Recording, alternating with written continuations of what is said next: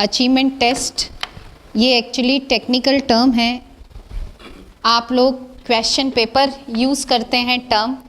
Actually हम question paper के माध्यम से बच्चों की उपलब्धि या अचीवमेंट को ही टेस्ट करते हैं। टेस्ट क्योंकि question paper is a kind of a test, चाहे वो इंटरनल का क्वेश्चन पेपर हो, चाहे वो आपका यूनिवर्सिटी एग्ज़ाम का क्वेश्चन पेपर हो।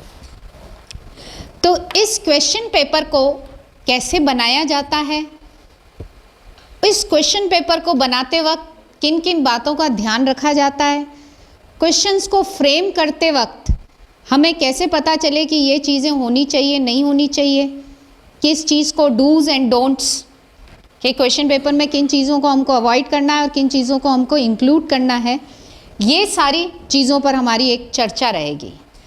थोड़ा सा बीच में एक चीज़ टेक्निकल है, बट क्योंकि जैसा मैं आपके पीडीपीज़ में आती रही हूँ और ये आपके फर्स्ट बार सेशन में हो रहा है, तो फीडबैक जैसा मुझे मिला हुआ है कि आप लोगों को जो है बोर्ड के भी पेपर्स बनने आते हैं, तो कई चीज़ों से आप रूबरू हैं, बट वो चीज़ें कैसे काम करती हैं आप लोगों के पास इसका बैकग्राउंड नॉलेज नहीं है। तो आज अपन इसकी नॉलेज को शेयर करेंगे। मैं आपको बता नहीं रही हूँ, I will like to be more interactive with you, ताकि आप लोग अपनी क्वेरीज़ को भी साथ साथ में पूछते रहें। देखिए, जब भी हम लर्निंग की बात करते हैं, जब भी हम टीचिंग लर्निंग की बात करते हैं, तो हमारा सेंटर में कौन होता है? लर्नर होता है ना। हम जितने भी डिसीजंस लेते हैं हम हमारे लर्नर को ध्यान में रखते हुए लेते हैं। चाहे करिकुलम बनता है तो भी लर्नर को ध्यान में रखते हुए, जो भी आपकी पाठ्यचर्या निर्धारित है वो भी लर्नर को ध्यान में रखते हुए, चाहे आपके ये ऑब्जेक्टिव्स हैं कि आपके लर्निंग आउटकम्स, आपके हर सिलेबस में एक लर्निंग आउटकम्स दिए हुए हैं, ऐसे ही लर्निंग आउटकम्स आपको भी टॉपिक वाइज, आपको भी सिलेबस वाइज लर्निंग आउटकम्स, जिनको हम ऑब्जेक्टिव्स भी कहते हैं, वो डिसाइड करने होते हैं। वो आपके ऊपर लर्निंग आउटकम्स भी, जो ऑब्जेक्टिव्स हैं, वो भी लर्नर को ध्यान में रखते हुए होते हैं। और साथ में, क्योंकि जब करिकुलम लर्नर को ध्यान में रखते हुए बनाया गया है, लर्निंग ऑब्जेक्टिव्स लर्नर को ध्यान में रखते हुए बनाए गए हैं, तो ऑब्वियस सी चीज़ है कि इवैल्यूएशन सिस्टम भी लर्नर को ध्यान में रखते हुए बनाया गया है। तो अब इस इवैल्यूएशन सिस्टम का ही एक पार्ट है आपका अचीवमेंट टेस्ट। उससे पहले मैं आपको ऑब्जेक्टिव्स या लर्निंग आउटकम्स से रिलेटेड बात करूंगी, क्योंकि ये बेस है आपका। ये हमारे पास बेस लैकिंग होता है, इसीलिए हमारी क्वेश्चन फ्रेमिंग प्रॉपर नहीं हो पाती है। हम ब्लूप्रिंट के अकॉर्डिंगली अपने क्वेश्चंस को फ्रेम नहीं कर पाते हैं। तो वहाँ पे सबसे पहले आती है हमारी ब्लूम्स टैक्सोनॉमी। ऑब्जेक्टिव्स की जहाँ लर्निंग आउटकम्स की बात आ रही है, वहाँ आती है हमारी ब्लूम्स टैक्सोनॉमी। ब्लूम्स टैक्सोनॉमी में क्या है? क्लासिफिकेशन है डिफरेंट ऑब्जेक्टिव्स का और स्किल्स का, जो आपके स्टूडेंट्स से संबंधित हैं। ये एक हायरार्की में चलता है। ब्लूम्स टैक्सोनॉमी इस तरीके से हायरार्की में चलता है। अभी आपको हायरार्की बताऊंगी। हायरार्की का मतलब है कि कभी भी उच्च स्तर के उद्देश्य की प्राप्ति तब तक नहीं हो सकती जब तक कि निम्न स्तर की प्राप्ति ना हो। तो वहाँ पर आपकी एक हायरार्की चलती है। तो कॉग्निटिव स्किल्स जो आपके काम में आती हैं, तो ये हायरार्की जो है वो आपकी है ये इस तरीके से। सबसे निम्न स्तर पर होता है रिमेंबर। रिमेंबर का मतलब है कि जो उसने सुना, रैंडमली पढ़ा, रैंडमली सुना, केवल वो उसी चीज़ को रिकॉल कर पा रहा है, उसी चीज़ का पुनः स्मरण कर पा रहा है, तो रिमेंबर करना। ठीक है। फिर है अंडरस्टैंड। अंडरस्टैंड में जो उसने चीज़, जो फैक्ट्स उसने पढ़े हैं, जो भी चीज़ उसने पढ़ी है, उन फैक्ट्स का वो मीनिंग निकालता है, वो अपने वर्ड्स में उन फैक्ट्स को करता है, एग्जाम्पल के थ्रू उन फैक्ट्स को एक्सप्लेन करता है, वो अंडरस्टैंड है। अप्लाई में आपके रूल्स, कॉन्सेप्ट, आइडियाज़ जो उसने सीखे हैं, उसको एक दी गई सिचुएशन में वो क्या करता है? यूज़ करता है, अप्लाई करता है। सिंपल सा। एनालाइज मीन्स चीज़ आपकी दी हुई है, उसको छोटे छोटे भागों में वो क्या करता है? विभाजित करता है। एनालाइज करने के बाद आता है इवैल्यूएशन। इवैल्यूएशन में क्या आता है कि वो इंफॉर्मेशन को क्या करता है कि दी गई इन्फॉर्मेशन को इवैल्यूएट करता है। इवैल्यूएट करने के लिए भी उसका विश्लेषण एक तरीके से होना चाहिए कि ये कौन सी सिचुएशन में कौन सी नियम लागू होगा, कौन सी सिचुएशन में कौन सा प्रिंसिपल हमारा लगेगा, ये सारी चीज़ें आती है। और लास्ट में क्रिएट का मतलब है सिंथेसाइज करना।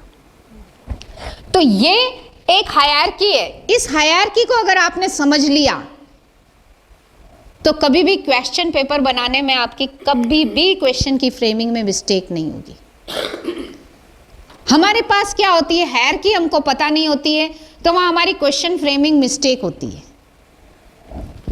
यहां पर हम चलते हैं रिमेंबर में। ये जरूर मैं चाहूंगी या तो आप लोग पीपीटी ले लीजिएगा सर से हैंडआउट्स लेके, बट इन चीज़ों को समझें, क्योंकि ये जो मैं अब आपको बताने जा रही हूँ ये रिमेंबर और इन सब के साथ, ये जो अभी अपन ने 6 हायरार्की डिस्कस की, इनके साथ एक्चुअली कुछ एक्शन वर्ब्स हैं।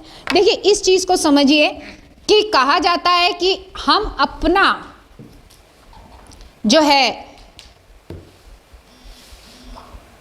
इवैल्यूएशन जब करते हैं विद्यार्थी का, तो अब तक तो टीचर सेंटर्ड था कि टीचर ये एक्टिविटी करेगा, टीचर वो एक्टिविटी करेगा, टीचर ये समझाएगा, टीचर वो समझाएगा, टीचर डायग्राम बनाएगा। अब जैसा कि मैंने आपको फर्स्ट डायग्राम से बताया, हमने लर्नर को, स्टूडेंट को सेंटर में रखा हुआ है।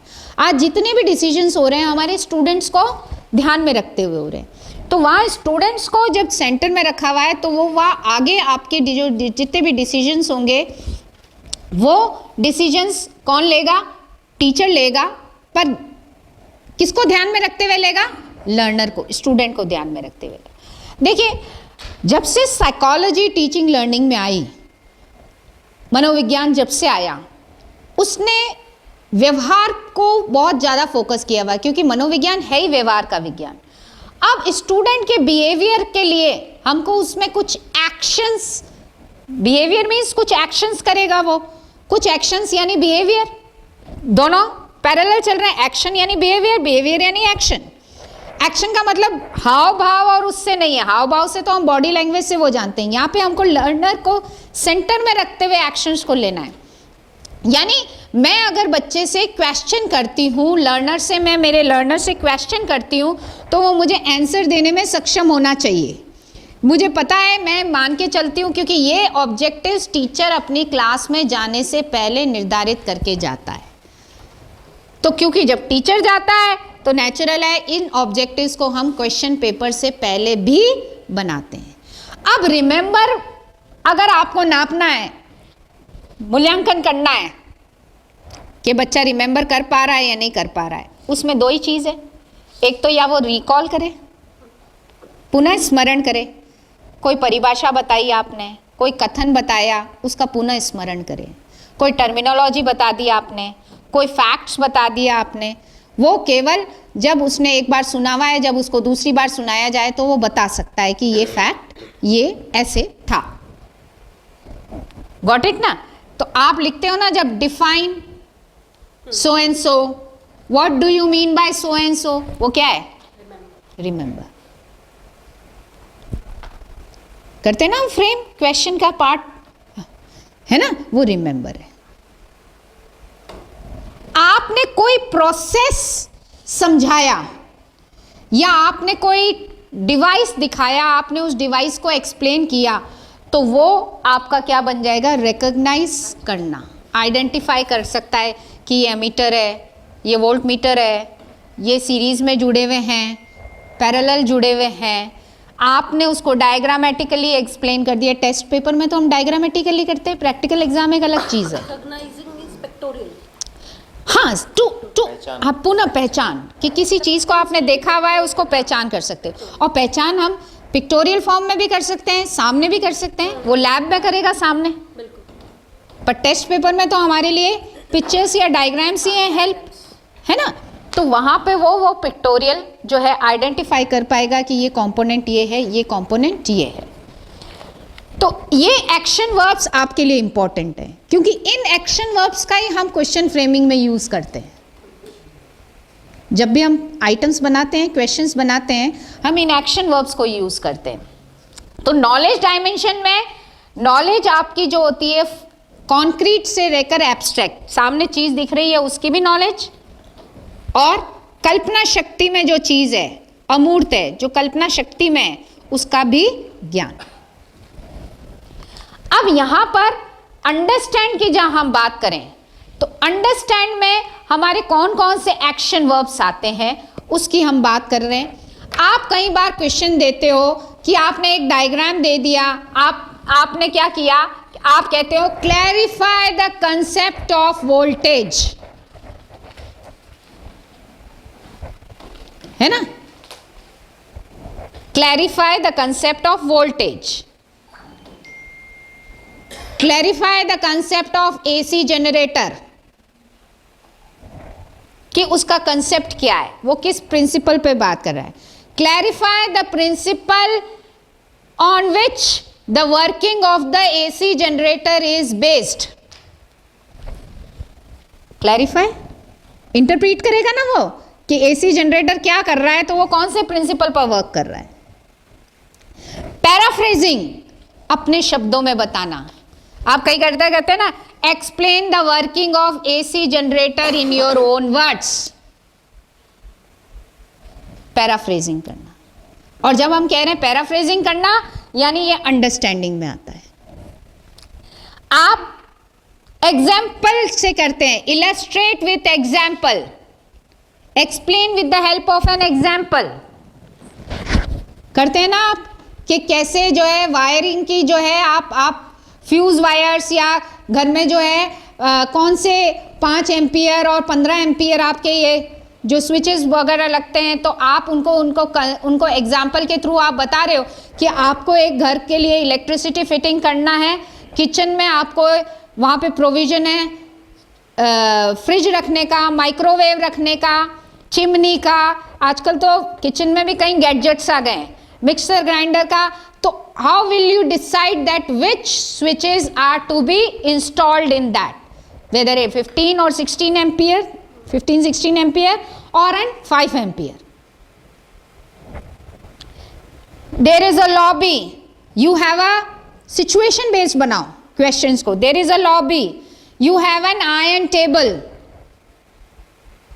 For this near by iron table which switch will be installed. Situation based हो गया ना। तो यहाँ पे एग्जाम्पल्स के थ्रू वो एक्सप्लेन करता है कि with the help of examples आप उसको करो।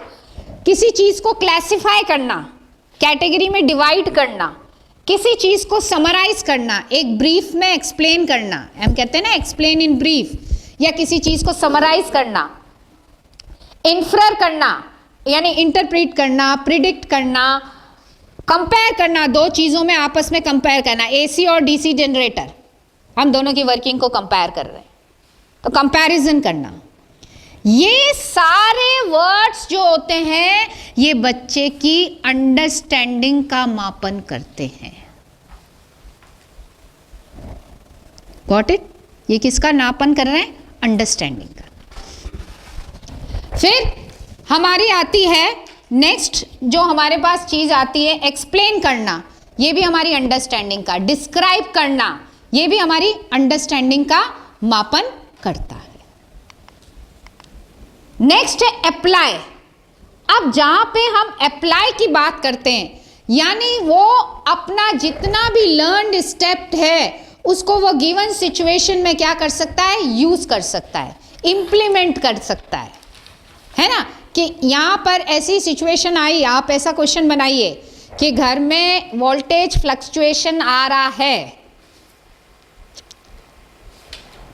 आपको वहां पे उसको जानने के लिए बुलाया गया है, तो आप उसका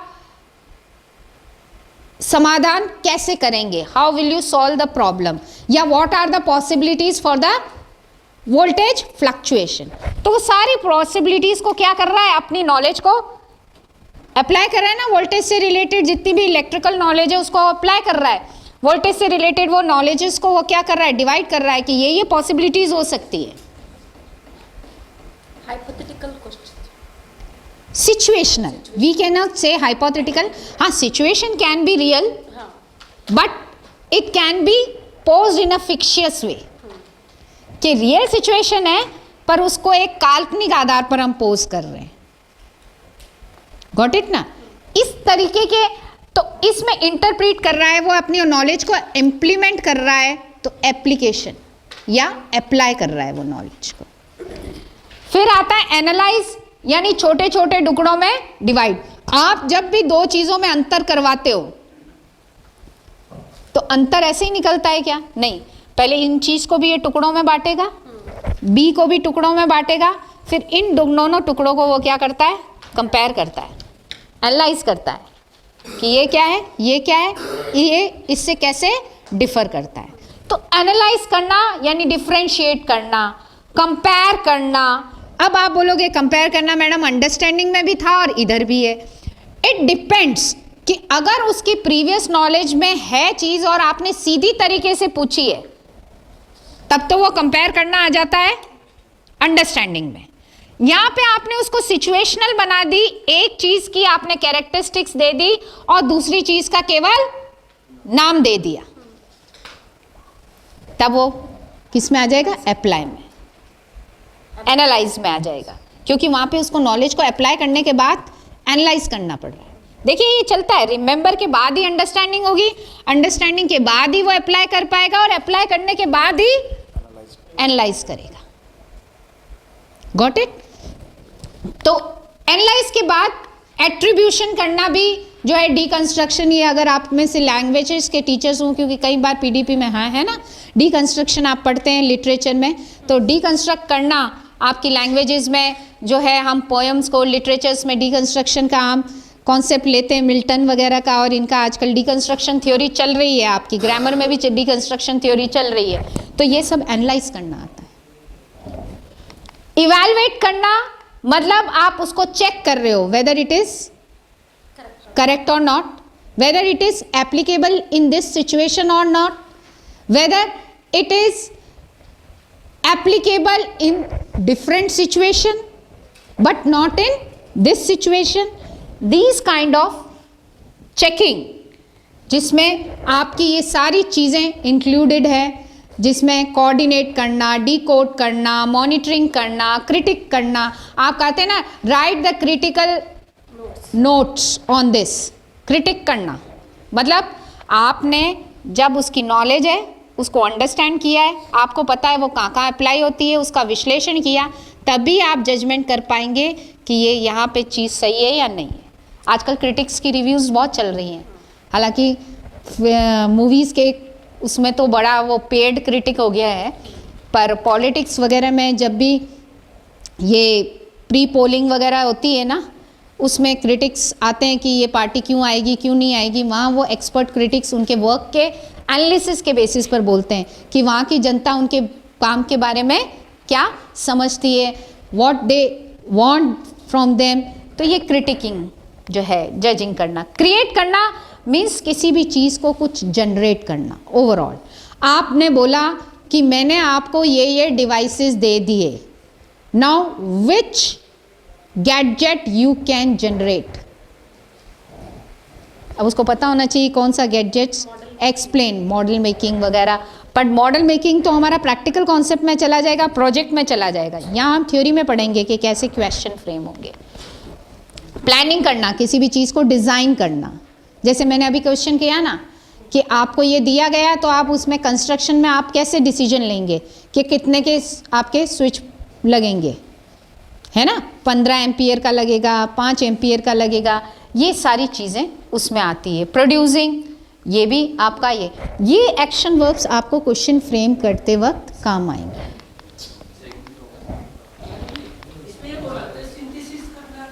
सिंथेसिस करना में, ये सिंथेसिस करना क्रिएट में आ जाता है। एनालाइज के बाद जो सिंथेसिस था, ये पुराना ब्लूम्स का दिया हुआ था, उसको फिर हमने क्रिएट में कन्वर्ट कर दिया। क्रिएट का मतलब ही सिंथेसाइज करना है। ये मैं बैक जा रही हूँ, आपको मैंने डायग्राम बताया था ना जो, उसमें आप देखिए ये हाँ, रिवाइज्ड ब्लूम्स टैक्सोनॉमी। तो रिवाइज में देख लो ना आप, ये यहाँ पर एक तरीके का सिंथेसाइज करना ऊपर में आ जाता है क्रिएट, क्योंकि है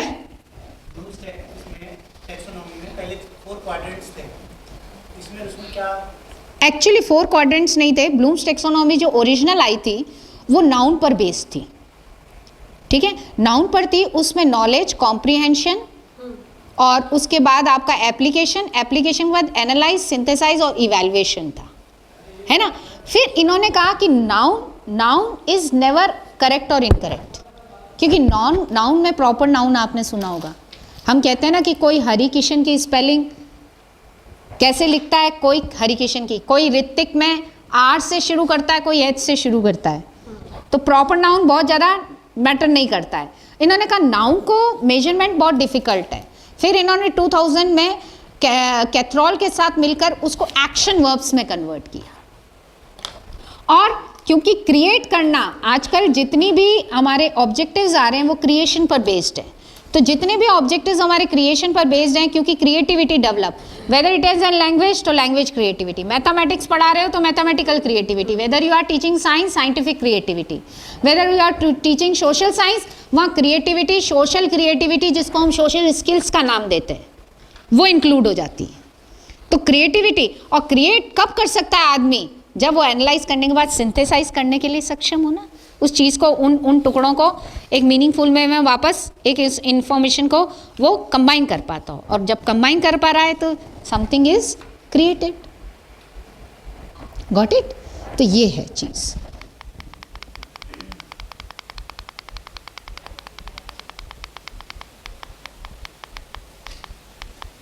अब स्टेप्स क्या हैं कंस्ट्रक्शन के? सबसे पहला स्टेप, वैसे मेरे ख्याल से आप लोगों को मिल जाएगा यहाँ,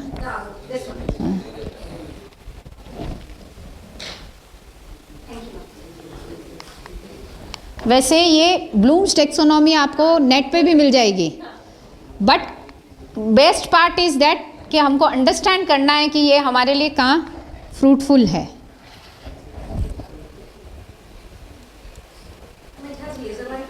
हाँ, but sometimes it works, sometimes it doesn't work, that's the matter।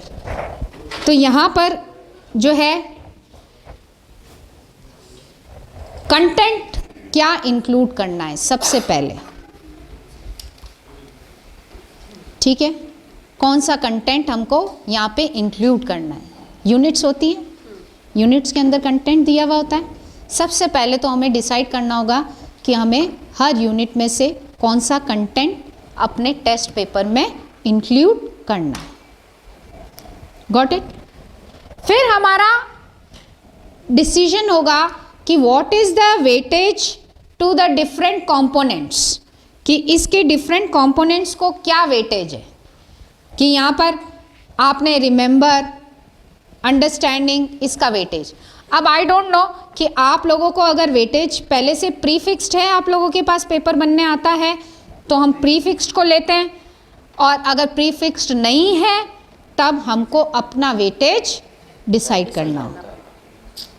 Decide ही करना होता है। नहीं, कई बार ब्लूप्रिंट्स, जैसे बोर्ड वगैरह में ब्लूप्रिंट्स आपकी हैं, इसमें नहीं आता मैम, आपके आप लोगों को खुद डिसाइड करना है।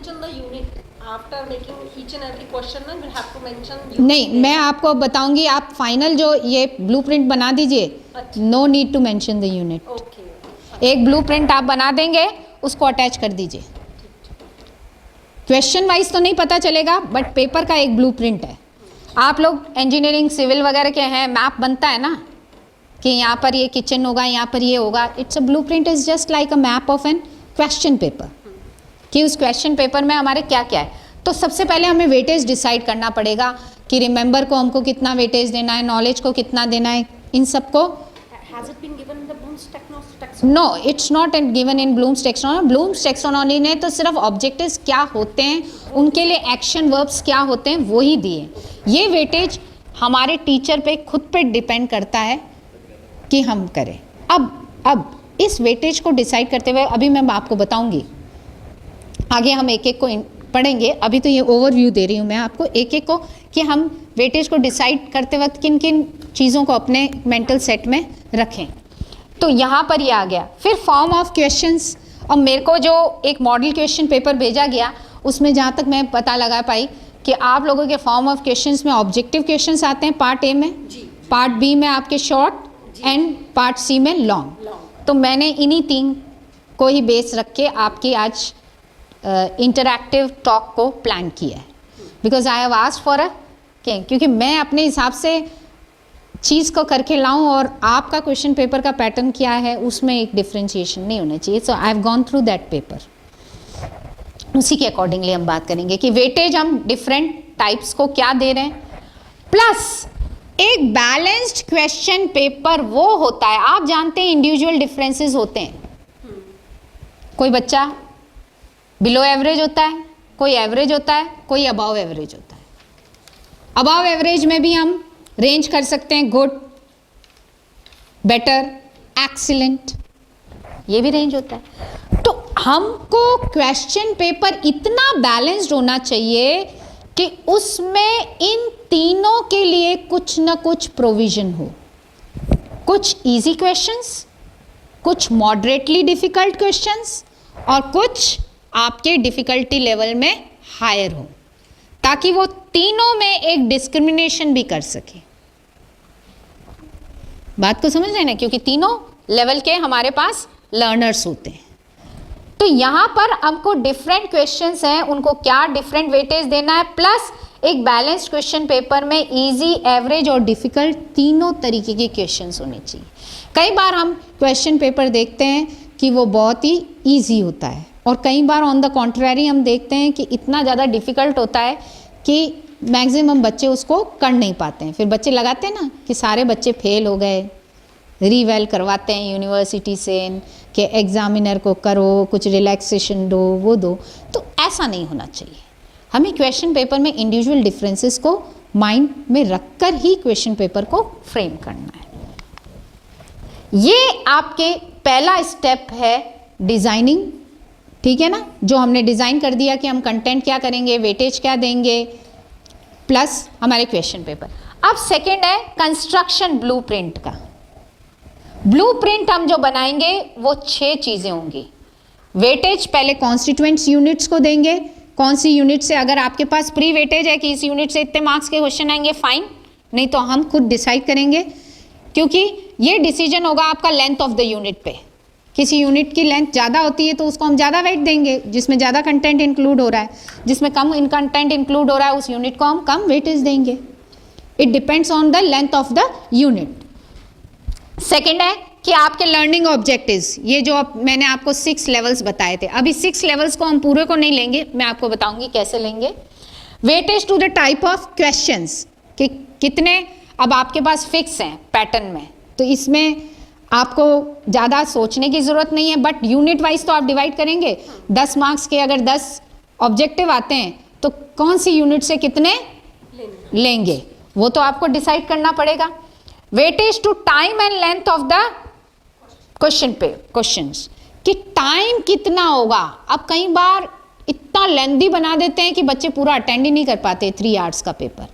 ड्यूरेशन हमको देखना पड़ेगा कि क्या उस ड्यूरेशन के अकॉर्डिंगली क्वेश्चंस फ्रेम किए गए हैं या नहीं. और लास्ट में फिफ्थ में डिफ़िकल्टी लेवल हम डिसाइड करते हैं कि एवरेज होगा, क्या होगा, और साथ में स्कीम ऑप्शंस की, जहाँ ऑब्जेक्टिव्स में ऑप्शंस की स्कीम एमसीक्यूज़ के रूप में है. आपके ऑप्शंस एक्सटर्नल, मैंने देखा था आपके इंटरनल चॉइस नहीं है, एक्सटर्नल चॉइस है. पर हो सकता है आप लोगों के पास दूसरी जगह के भी पेपर बनने आए हैं मान लो, तो कई बार आप उधर इंटरनल चॉइसेस भी देते हैं यूनिट वाइज. तो दोनों तरीके की चॉइसेस की हम बात करेंगे. अब है ये कॉन्स्टिट्यूएंट्स यूनिट को आप कैसे वेटेज दें. सपोजिंगली मेरी 4 यूनिट्स हैं, है ना, और मुझे 50, ये सब सपोज्ड है, हाँ, हाइपोथेटिकल वैल्यूज ली गई हैं, इसको आपको वो नहीं देखना. ये मान लो मुझे 50 मार्क्स का क्वेश्चन पेपर बनाना है सपोज, तो मैंने ए यूनिट को इतने 10 नंबर दे दिए, बी को 15 दे दिए, ये मैंने बताया ना आपको. ये किसके हिसाब से डिवाइड करोगे आप, मर्जी नहीं है कि 10 15, इसको length of the unit, length of the content, कि उस यूनिट में कितना कंटेंट इंक्लूड हो रहा है, वो लेंथ ऑफ द कंटेंट आपका वहाँ आ जाता है. और फिर उसके सामने आपके ये ऑब्जेक्टिव्स हैं, रिमेंबरिंग, अंडरस्टैंडिंग, अप्लाई, एनालाइजिंग। अब आप बोलोगे इसमें क्रिएट नहीं आया, इवैल्यूएट नहीं आया, क्योंकि जहाँ एनालाइज आ रहा है उसके साथ इवैल्यूएशन ऑटोमेटिकली क्वेश्चन में जुड़ जाता है। जहाँ क्रिएट की बात है वहाँ पर जो है वो एनालाइज करने के बाद सिंथेसाइज करेगा, तभी वो चीज़ पूरी मानी जाएगी, इसलिए हम उनको आगे वेटेज नहीं दे रहे। अभी हमने 4 ऑब्जेक्टिव्स को लेकर बात की।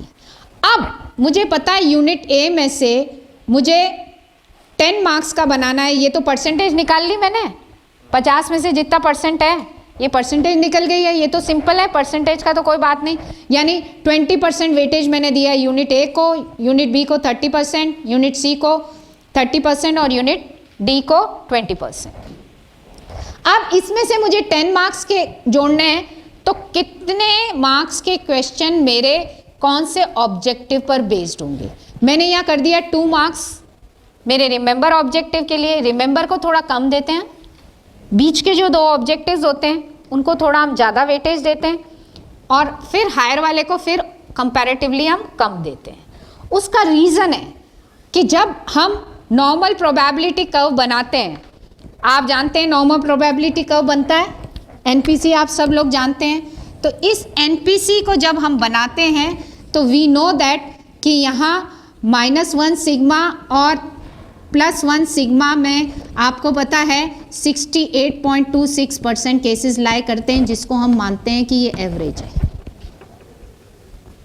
ये वाले आपके इंटेलिजेंट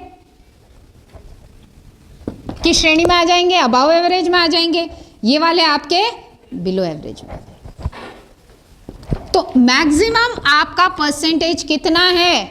68.26% आपके एवरेज है एज पर एनपीसी। तो नेचुरल सी बात है कि आपको इन बीच के ऑब्जेक्टिव्स को ज़्यादा वेटेज देना होगा, रिमेंबर, और इसको हमको क्या करना होगा, ओवरऑल बाद में डिफरेंस आएगा। देखो मैंने यहाँ पे एनालाइज को भी कम दिया, उसको भी कम दिया है, कंपैरिजन में इनको ज़्यादा दिया है, क्योंकि अंडरस्टैंडिंग तो होनी चाहिए और एप्लीकेशन, क्योंकि हमारे तो प्रैक्टिकल सब्जेक्ट्स हैं आजकल, स्किल बेस्ड है सारा। अगर स्किल बेस्ड में हम एप्लीकेशन को अगर हम नहीं एम्फेसाइज करेंगे तो वहाँ चीज़ पूरी नहीं हो पाती है। Got it? तो यहाँ पर ये सबसे पहले हम वेटेज डिसाइड करेंगे अपने ऑब्जेक्टिव्स का। अब हम वेटेज डिसाइड करेंगे फॉर्म ऑफ क्वेश्चंस का। ये अब आपके पास पैटर्न में फिक्स हैं, इसलिए आपको ज़्यादा इसमें वर्क नहीं करना है, बट इसको बनाना तो पड़ेगा, तभी आपकी पूरी यूनिट बनेगी। पर इसमें आपके अगर आपके हाथ में डिसीजन है तो आप खुद भी ले सकते हैं, नहीं तो आप उसको बना भी सकते हैं। तो यहाँ पर भी वही है, मार्क्स हमने डिसाइड कर लिए कि इतने छोटे क्वेश्चंस बनेंगे, इतने बड़े। इस तरीके से मैंने marks, number of questions decide कर लिए और टोटल मार्क्स हर चीज़ का डिसाइड। सब हाइपोथेटिकल चल रहा है, प्लीज़ उसको जोड़ना नहीं है। फिर मैं weightage to the time and length, question की लेंथ कितनी होगी। अब कई बार बच्चे पूछते हैं ना, हमसे भी पूछते हैं, मैम 2 पेज लिख के आए बहुत है, मैडम 1.5 पेज भरा है बहुत है। और कई बार मैं तो आजकल सोशल मीडिया पे भी देखती हूँ, मैं तो 36 में से 35 पेज भर के आया हूँ फिर भी फेल हो गया हूँ। काम की चीज एक भी नहीं लिखी, है ना, बच्चे के माइंड में रहता है।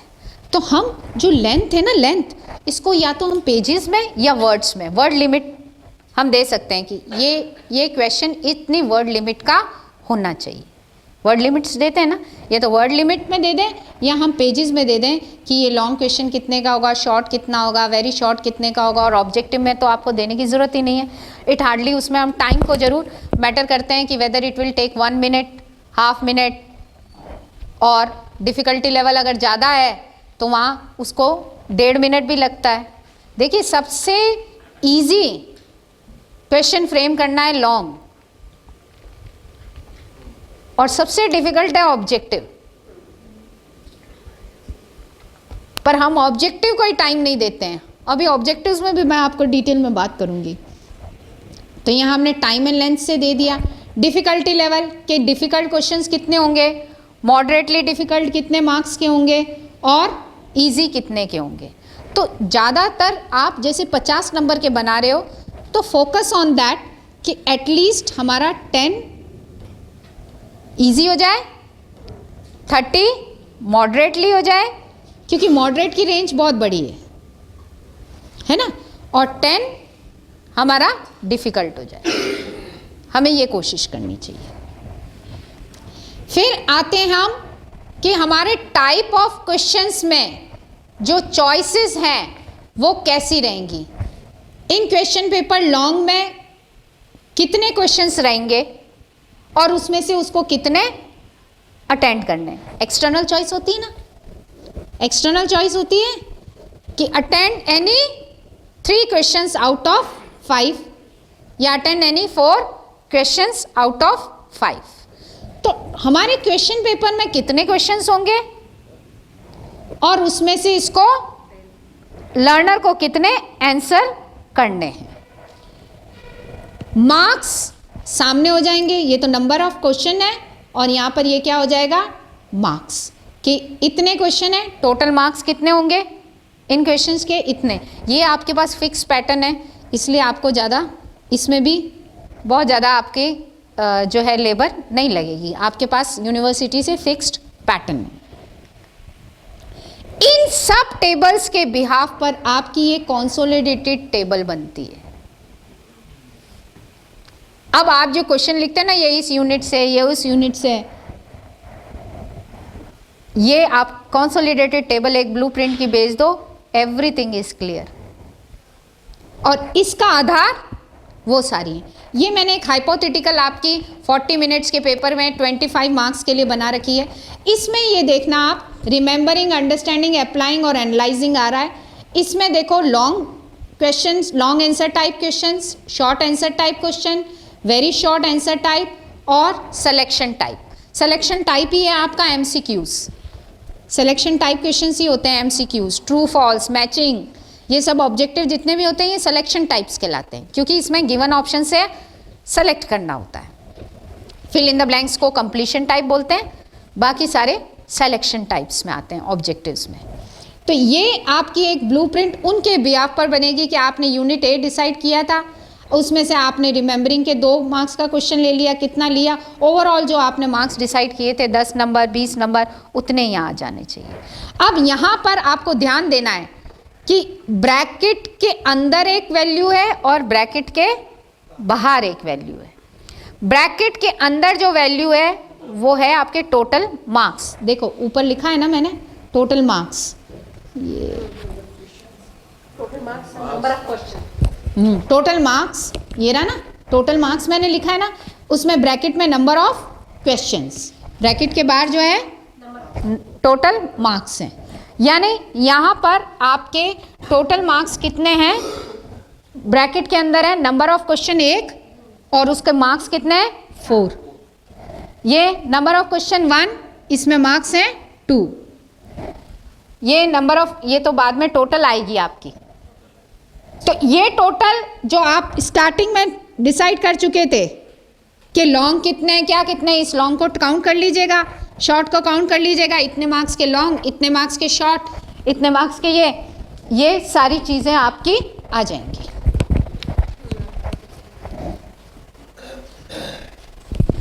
ये तो आपकी इधर की और इधर की टोटल जो है वो क्या होनी चाहिए, मैच होनी चाहिए।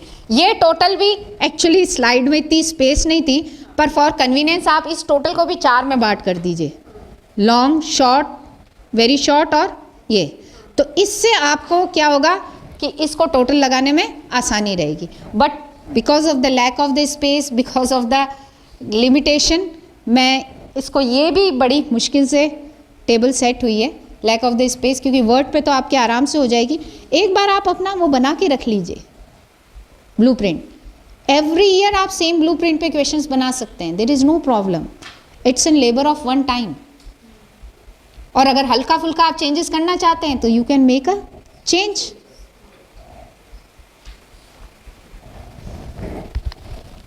तो ये एब्रीविएशंस थे जो मैंने वहाँ यूज़ किए हैं, मॉडरेटली डिफ़िकल्ट। तो ओवरऑल हम समरी बनाते हैं फिर कि हमारे लॉन्ग क्वेश्चंस कितने हैं, शॉर्ट क्वेश्चन कितने हैं, वो कितने हैं, सप्लाई टाइप, डिफ़िकल्टी लेवल, इसकी एक समरी बना देते हैं और उसको मैच करते हैं हम जो इनिशियल टेबल्स लेके चले थे। तो हमको इनिशियल टेबल्स तो हमारे लिए है, हम अगर ये फाइनल जो लास्ट में ये इससे पहले वाली टेबल बताई और ये समरी दे देते हो, that is more than sufficient, क्योंकि कंटेंट भी आ रहा है कि इस कंटेंट से 4 मार्क का लॉन्ग क्वेश्चन बना हुआ है, शॉर्ट बना हुआ है, और अगर आपको क्वेश्चन नंबर भी देना है तो you can mention it in itself in this table. It's very easy. अब राइटिंग क्वेश्चंस की बात आती है कि क्वेश्चन कैसे लिखे जाएं। तो सबसे पहले type of questions, long answer type, मैंने कहा ना ये बड़े इजी लगते हैं, विद्यार्थी को भी इजी लगते हैं, पर टीचर के लिए भी इनका इवैल्यूएशन करना थोड़ा सा डिफ़िकल्ट है, क्योंकि इवैल्यूएशन के लिए टीचर के लिए सब्जेक्टिविटी आ जाती है। मेरे जैसे टीचर के पास आई कॉपी, वो तो इतना सख्त है कि नंबर ही नहीं देता है। एक वाई टीचर के पास कॉपी गई, वो तो थोड़ा लिखने पर भी बहुत सारे मार्क्स दे देता है। सब्जेक्टिविटी देखिए, 5 मार्क्स की सब्जेक्टिविटी 100 पर मीन्स 5%, इसको हम मैक्सिमम लिमिट के रूप में मांगते हैं कि वो एक्सेप्टेबल है, but not more than that. हालांकि इस पर भी बड़ी कंट्रोवर्सी है और इसीलिए आजकल परसेंटेज सिस्टम ऑलमोस्ट ख़त्म हो चुका है, कंपटीशन में परसेंटाइल सिस्टम आ गया, परसेंटाइल पे एडमिशन्स हो रहे हैं, क्योंकि परसेंटेज वेरी कर सकती है, डिफ़िकल्टी लेवल हर साल पेपर का वेरी करता है। तो आप ये नहीं कर सकते हो, आज कोई कंपटीशन में कई बार हमसे आते हैं कि मैम मैं 80 क्वेश्चंस करेक्ट आ रहे हैं मेरे की से, मेरा सिलेक्शन हो जाएगा क्या? लास्ट टाइम तो 75 जिसके करेक्ट आए थे उसके हो गया था, तो मेरा तो हो जाएगा। You can't say. Last time के क्वेश्चन पेपर का डिफ़िकल्टी लेवल क्या था? इस साल के क्वेश्चन पेपर का डिफ़िकल्टी लेवल क्या था? हालांकि जहाँ नॉर्मलाइजेशन करते हैं, आजकल ऑनलाइन एग्ज़ाम्स होने लग गए ना, एसएससी वगैरह के, इसमें बाद में नॉर्मलाइज करते हैं, तो उस नॉर्मलाइज करते वक्त भी आपको एक बात ध्यान रखनी है कि जहाँ हम इंटरनल चॉइस देते हैं, कई बार हमारी पेपर में इंटरनल चॉइस होती है, एक ही यूनिट से हमने 2 क्वेश्चन दे दिए, या तो ऊपर वाला करो या नीचे वाला करो। अब इंटरनल चॉइस में हमको ध्यान रखना चाहिए कि वो एक ही यूनिट से होने चाहिए दोनों क्वेश्चन, उनका डिफ़िकल्टी लेवल भी सेम होना चाहिए, पर हम इंटरनल चॉइस करते वक्त ये ध्यान ही नहीं रखते। एक क्वेश्चन तो बहुत डिफ़िकल्ट होता है और दूसरा क्वेश्चन बहुत इजी होता है या मॉडरेटली डिफ़िकल्ट होता है। अब एक बच्चे ने तो डिफ़िकल्ट को अटेंड किया, दूसरे ने मॉडरेटली को किया, ये तो फिर हम end of the copies check करते हैं, तब पता लग जाता है कि ये एक आधे बच्चे ने किया और ये मैक्सिमम बच्चों ने ये वाला किया ऑप्शन। बट हमको प्रोविजन दोनों की डिफ़िकल्टी लेवल सेम रखनी चाहिए। नॉर्मलाइजेशन का पूरा एक प्रोसेस है, उसमें आपको एक बेस बता देती हूँ, क्योंकि उसका तो एक बहुत लंबा चौड़ी नॉर्मलाइजेशन का प्रोसेस है, बट उसका बेस यही है। आप जब भी पेपर करोगे ना, आज की सुबह की शिफ्ट में जो पेपर हुआ, आफ्टरनून शिफ्ट में आज जो हुआ, दूसरे दिन फिर मॉर्निंग आफ्टरनून, तीसरे दिन फिर मॉर्निंग आफ्टरनून, है ना। अब इसमें जो आइटम्स हैं उनकी डिफ़िकल्टी लेवल और कंटेंट कवर्ड सेम रहता है। आई बात समझ में? डिफ़िकल्टी लेवल, कंटेंट लेवल क्या होता है? सेम होता है। क्वेश्चन का डिफ़िकल्टी लेवल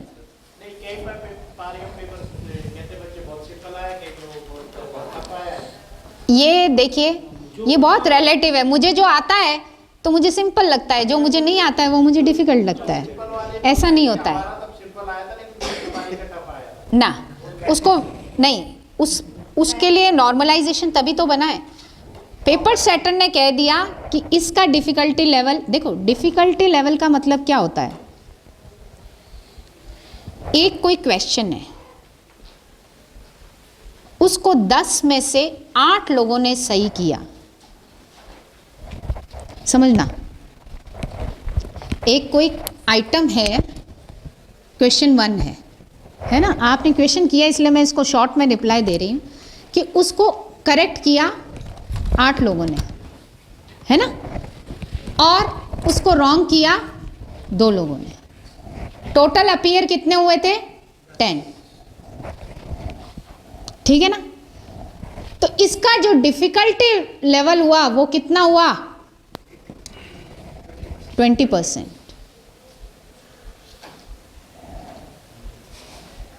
आठ तो क्या हो गई, इसकी फैसिलिटेटिंग वैल्यू हो गई, क्योंकि 8 लोग कर पा रहे हैं, इसका मतलब वो डिफिकल्ट नहीं है, तो इसका डिफिकल्टी लेवल 20% हुआ।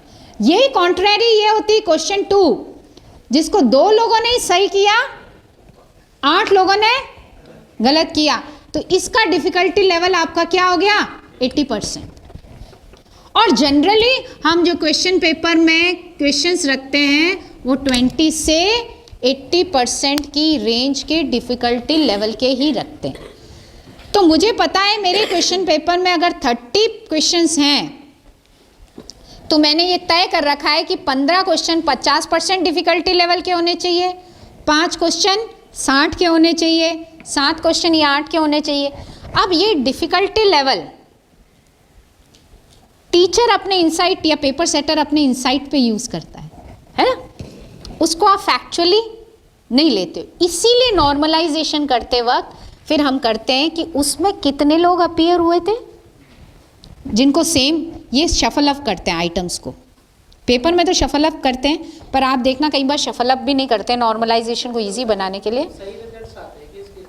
हाँ, परसेंटाइल इज वेरी करेक्ट, क्योंकि परसेंटाइल में मतलब हम 100% देखो करेक्टनेस किसी भी चीज़ की। तो टाइप ऑफ क्वेश्चंस जो है आपके, मैंने ये 3 ही लिए हैं क्योंकि आपके क्वेश्चन पेपर में ये 3 ही थे, मैंने देखा था, इसीलिए मैंने इस 3 पे ही फोकस किया है। पहले तो लॉन्ग, अब ये समझना लॉन्ग क्वेश्चंस में किन किन थीम्स को आप डाल सकते हो।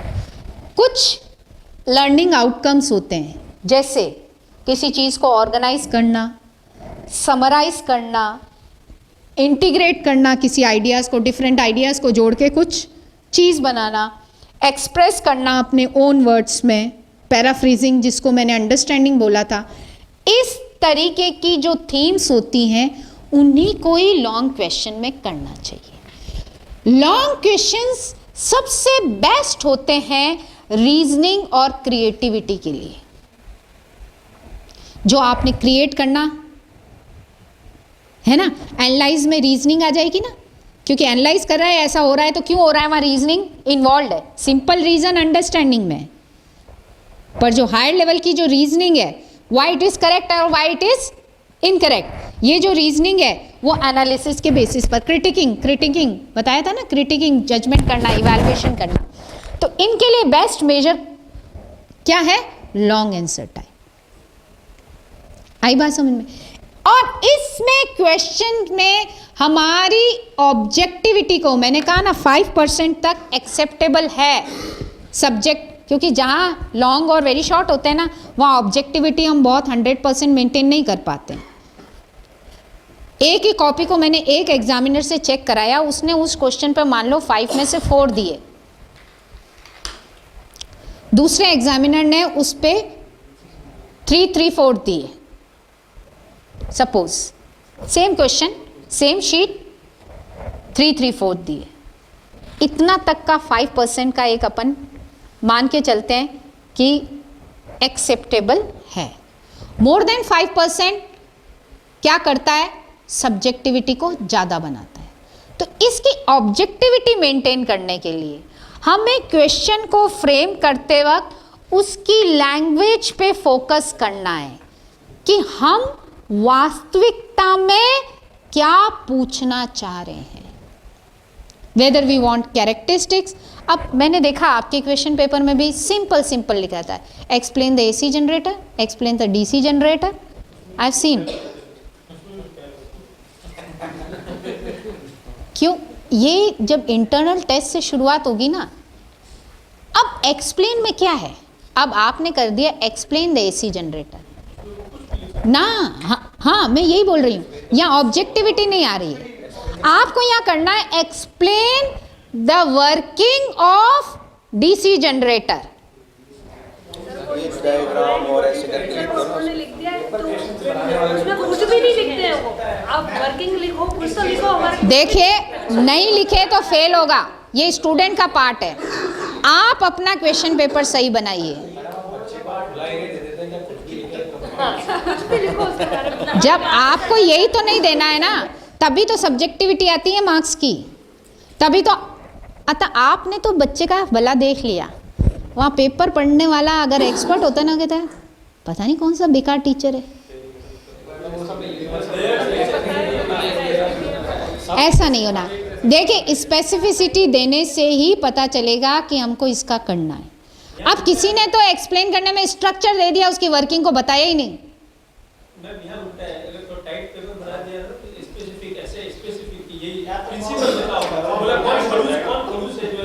बोलने दो खड़ूस, बट उससे अच्छा एग्जामिनर ही नहीं है। एक अच्छा टीचर, एक अच्छा इवैल्यूएटर ही नहीं है। उसमें इवैल्यूएशन में ऑब्जेक्टिविटी रहती है। अब ऐसा है कि अगर बोर्ड नहीं समझता है ना, तो फिर ये आरपीएससी में और ये जो पेपर सेटर्स होते हैं ना, आप देखिए फिर ये ऑब्जेक्शन लगाने वाले भी यही विद्यार्थी होते हैं, और खुद की तो खोपड़ी चलती नहीं है, वो लगाएगा ये क्या, एडवोकेट क्या लगाएगा, ये अपने कोचिंग सेंटर वाले कि लगा दे तू ऑब्जेक्शन। रिट तो बाद में लगाएगा जब उसके पास फुल प्रूफ होगा। आधे से ज़्यादा ऑब्जेक्शन में लोगों के पास प्रूफ ही नहीं होता है, वो एक चांस फैक्टर कि ले ले बेटा चांस। आजकल बोर्ड भी इतने अच्छे आ गए हैं, जिस पे ऑब्जेक्शन ज्यादा लगे ना, बिना डिस्कस करके उस क्वेश्चन को डिलीट कर देते हैं ना ना ना ना। मैं एग्जाम्पल आपको दे सकती हूँ, बिकॉज मैं देखिए ये कॉन्फिडेंशियल वर्क होता है, बट मैं बहुत सारी ऐसी एजेंसीज के साथ जुड़ी हुई हूँ जहाँ पर हम ऑब्जेक्शंस को सॉर्ट आउट करते हैं, और उस ऑब्जेक्शन में अगर आप डिलीट कर रहे हो क्वेश्चन को, तो आपको रीज़न देनी है। फिर जिन लोगों का मान लो वो सही होता है ना, वो कोर्ट में पहुँच जाते हैं, तो वहाँ कोर्ट में आपको बुलाया जाता है, हमको बुलाया जाता है टू जस्टिफाई आपने लिखी है रिपोर्ट। तो इसलिए वो जहाँ जो वहाँ पर मॉडरेटर होता है ना, वो कभी भी अपने सिर पे नहीं लेता है। ये जो डिलीशन का आधार क्या होता है? एनसीईआरटी किताब या जो ये सारी जितने भी क्रिएटिविटी, रीजनिंग से रिलेटेड जितनी भी चीज़ें हैं, वो सब यहाँ पे टेस्टिंग होती है, लॉन्ग क्वेश्चंस में दीजिए। यानी हायर ऑर्डर के जितने भी ऑब्जेक्टिव्स हैं, उनको आप कोशिश करके लॉन्ग क्वेश्चन पे, क्योंकि क्रिएटिविटी फ्रीडम ऑफ एक्सप्रेशन मांगती है। फ्रीडम ऑफ एक्सप्रेशन हमको लॉन्ग क्वेश्चन में ही मिलेगा। रीजनिंग फ्रीडम ऑफ एक्सप्रेशन मांगती है, वो क्वेश्चन वो भी हमको लॉन्ग क्वेश्चन में प्रोविजन मिलेगा। तो नेक्स्ट हम जाते हैं। तो आपको समझ में आया कि इन लॉन्ग क्वेश्चन में वो एक्शन वर्ब्स कहाँ काम आएंगे, है ना? क्योंकि आपने ऑब्जेक्टिव बनाया है, तो आपको पता है इस ऑब्जेक्टिव में ये एक्शन वर्ब्स मुझे यूज़ करना है कि एग्जाम्प्लीफाई करो, टू फ्रेम क्वेश्चन में कि आपको टू इलस्ट्रेट करना है, क्या करना है, इस तरीके के। तो एक एक टाइप को हम देखेंगे और देखेंगे कि कहाँ कौन सा टाइप काम करता है।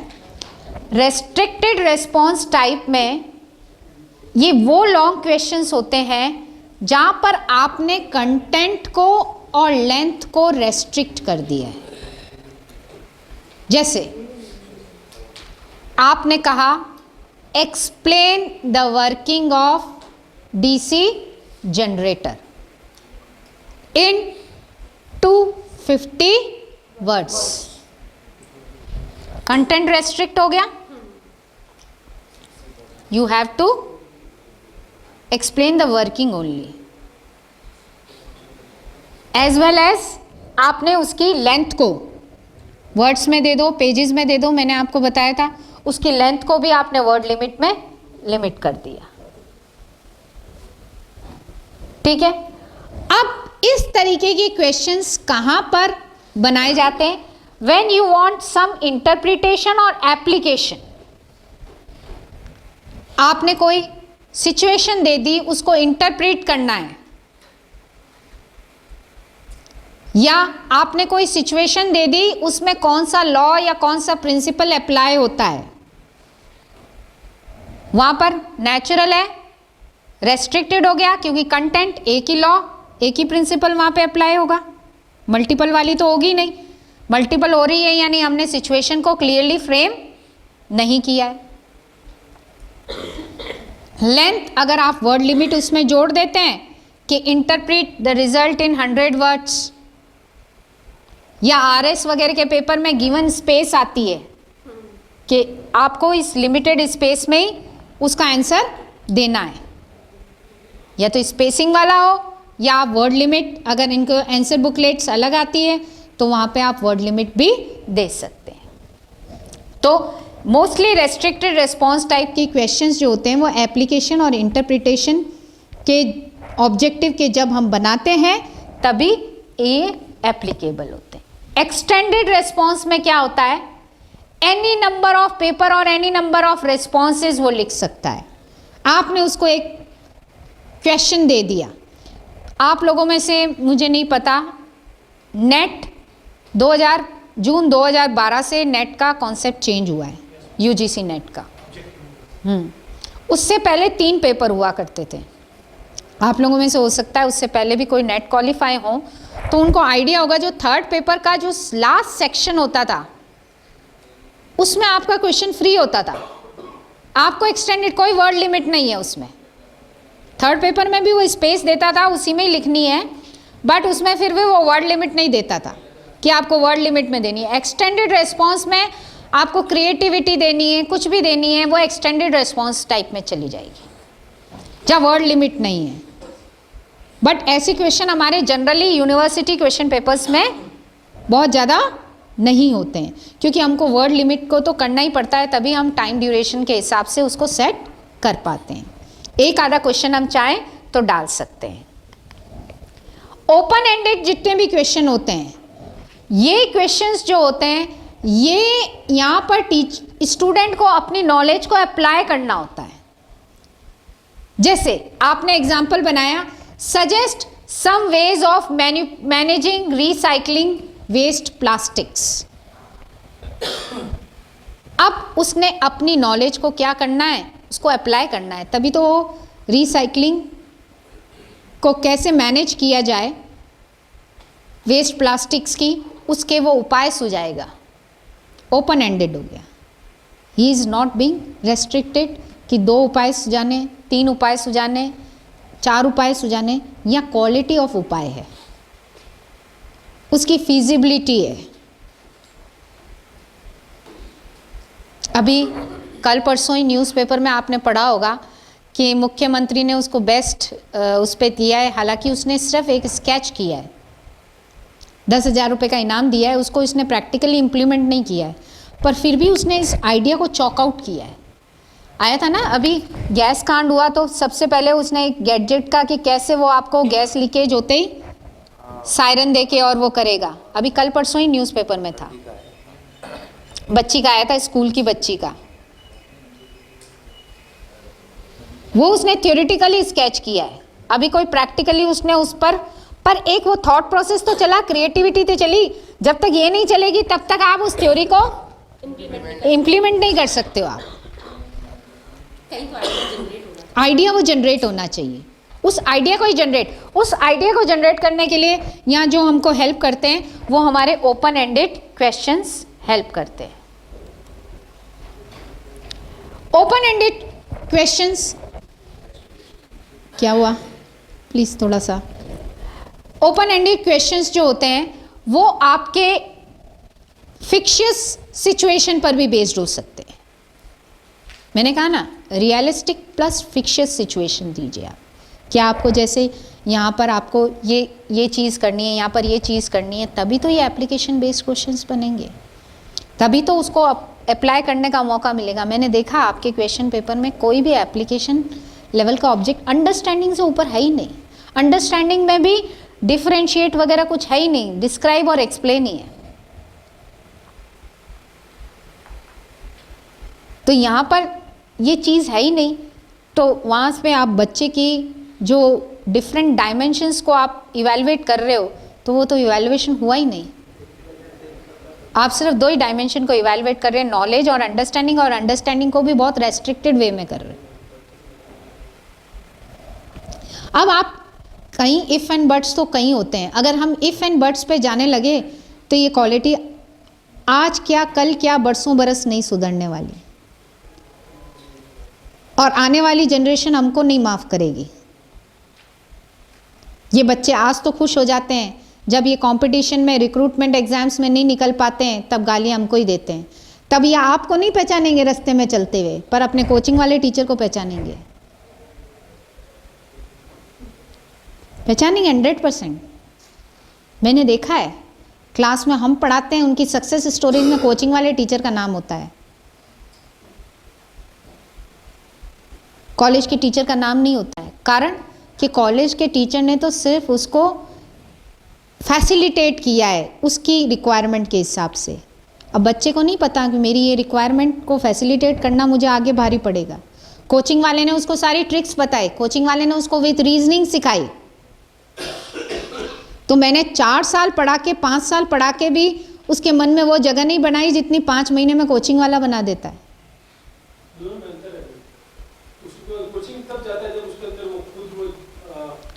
देखिए मोटिवेशन का, देखिए टीचर की वाणी और टीचर की कलम दोनों में इतनी ताकत होनी चाहिए कि वो इनको मोटिवेट कर सके। ये problem as an teacher, I am also teacher like you, जो प्रॉब्लम्स आप फेस करते हो ना, मैंने भी की और मैंने इसके लिए अपने में बदलाव किया। आई विल टेल यू, मैं जो भी कंटेंट पढ़ाती हूँ, मैं ये ज़्यादातर बच्चे देते हैं आरपीएससी का एग्ज़ाम, यूपी का एग्ज़ाम, सीबीएसई टैट। मैं आपको बता रही हूँ ये 3-4 एग्ज़ाम फिक्स होते हैं जिसमें मेजॉरिटी ऑफ लर्नर्स आपके अपीयर होते हैं। मैं बैठ के ऑनलाइन ने तो बहुत इजी कर दिया है, मैं उनके क्वेश्चंस निकालती हूँ बच्चे, मैं एक्सरसाइज करती हूँ कि इस पे यहाँ पे ये क्वेश्चन आया हुआ है। और जब भी मैं क्लास में पढ़ाती हूँ तो मैं बोलती हूँ ये आरपीएससी में यहाँ आया हुआ है, ये टैट में यहाँ आया हुआ है, ये क्वेश्चन ये टॉपिक पे यहाँ आया हुआ है। ये सब खड़े होके सुनने लग जाते हैं। हमें भी अपनी चीज़ों में कुछ तो बदलाव करना होगा। देखो यूनिवर्सिटी का तो ये मानते ही नहीं है। कारण क्या है कि पेपर का विश्लेषण ये खुद कर लेते हैं। मैंने यूनिवर्सिटी का नहीं कभी भी उदाहरण देती हूँ, यूनिवर्सिटी का तो देते ही देते हैं अपन कि ये लास्ट ईयर नहीं आया, इस साल आने के चांसेस हैं, ये तो अपन देते ही है। इनको इनका एम होता है प्लेसमेंट्स, तो इनके जितने भी प्लेसमेंट एग्जाम्स होते हैं ना, उनको फोकस करते हुए आप करिए। पढ़ता है बिल्कुल, आई कांट से कि नहीं पढ़ता है, because this change I have done in my self and I am feeling the change. आप 100% की कहीं पे भी बात नहीं कर सकते हो, पर अगर आपके 80% बच्चे भी क्लासरूम के अलर्ट हो गए ना, उन 20% को तो आप देखिए, एडोलेसेंट बच्चे आते हैं आपके पास, उस एडोलेसेंट स्टेज में कई सारे और भी कॉजेज होते हैं। आप शायद जिन्हें पढ़ा रही हैं वो 12th के बाद में ग्रेजुएशन के लेवल पे बच्चे आ रहे हैं, शायद उन्हें समझ है कि हमारा कोई ऑब्जेक्टिव, हमारा कोई एम है। हम जिन बच्चों को पढ़ा रहे हैं वो 10th के बाद आते हैं, जिन्हें एग्जैक्टली ये नहीं पता है कि हमें करना क्या, हम उन्हें मोटिवेट करते हैं। इसीलिए मैं बोल रही हूँ कि आज आप लोगों को अपने हेड्स को कह के करियर काउंसलिंग करवानी चाहिए। ये बिल्कुल सही कह रहे हैं आप, फैक्ट। आज बच्चे को पता ही नहीं होता है कि मुझे आगे क्या सब्जेक्ट ऑप्ट करना है, और कई बार तो वो अपने पेरेंट्स ने भेज दिया इसलिए आए हुए होते हैं आपके कोर्स में, क्योंकि पेरेंट्स ने, आज हमारी इंडियन पेरेंट्स की मेंटालिटी नहीं बदली है बच्चे, वो आज भी बच्चों के डिसीजंस खुद लेते हैं, उनके इंटरेस्ट वगैरह को, हर चीज़ को नेग्लेक्ट करते हैं। I agree with you 100%। बस इसके सॉल्यूशंस तो लेने होंगे ना। सिर्फ हम प्रॉब्लम को पकड़ के बैठ जाएंगे ना तो उससे सॉल्यूशन नहीं मिलेगा। You should suggest your heads, extension lecture करवाइए कि इनके आपके कोर्स में तो आ गए ना, अब आप इनको और जगह तो नहीं भेज सकते हो। आप अपने कोर्स की पॉसिबिलिटीज़, उस कोर्स के प्लेसमेंट्स क्या हैं, उन पर आप एक्सपर्ट लेक्चर्स करवाइए। They will get their own insight, और आगे हो सकता है कि उनका स्पेशलाइजेशन एरिया तय करने में भी आपके लेक्चर्स हेल्प करें। पैनल डिस्कशन करवा दीजिए, बहुत ज़्यादा लेक्चर्स नहीं हैं, यू कैन है कि डिफरेंट फील्ड्स के आपने एक्सपर्ट्स बुला दिए। अभी मैं 4 तारीख को जाने वाली हूँ पैनल डिस्कशन में मेंटल हेल्थ के, एज एन एजुकेशनलिस्ट। वो वहाँ पे एज एन साइकोलॉजिस्ट को भी बुलाते हैं, एज एन वो मेंटल हेल्थ एक्सपर्ट्स को भी बुलाते हैं। हम जा रहे हैं कि टीचर कैसे करे, क्योंकि देखिए घर में उनकी अपब्रिंगिंग साइकोलॉजिकल नहीं है बच्चे, पर टीचर को तो साइकोलॉजिकल डील करना चाहिए। हम तो जानते हैं इस चीज़ को। आप अपने हेड्स को कह के करियर काउंसलिंग करवाइए, ये बिल्कुल है, तभी तो इंटरेस्ट नहीं आता है। They don't know the motto of their course. उनको तो लगता है जहाँ आगे देखी जाएगी, जहाँ राह मिलेगी वहीं चल देंगे, या पापा मम्मी जहाँ भेजेंगे वहाँ चल देंगे। ये IITs में इतने सारे सुसाइड केस हो रहे हैं, ये भी क्यों हो रहे हैं? क्योंकि उनका इंटरेस्ट ही नहीं है, पेरेंट्स ने ज़बरदस्ती भेज रखा है उनको। और हर बच्चा एजुकेशन में अच्छा स्कोर करेगा, इट्स नॉट मस्ट। कोई हो सकता है स्पोर्ट्स में अच्छा हो, कोई कुछ म्यूज़िक में अच्छा हो सकता है, उनको एक्सेल कीजिए उनकी फील्ड में। एजुकेशन में अगर वो एवरेज मार्क्स लाके अपने पास एक डिग्री रखता है, फाइन, डोंट माइंड।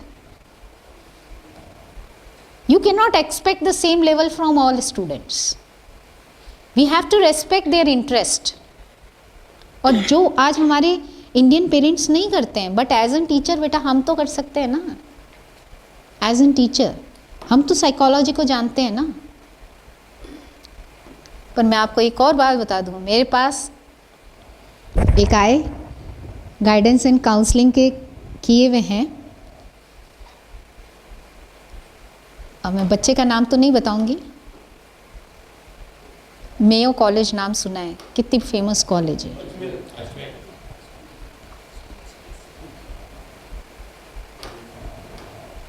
एक प्रॉब्लम लेके आए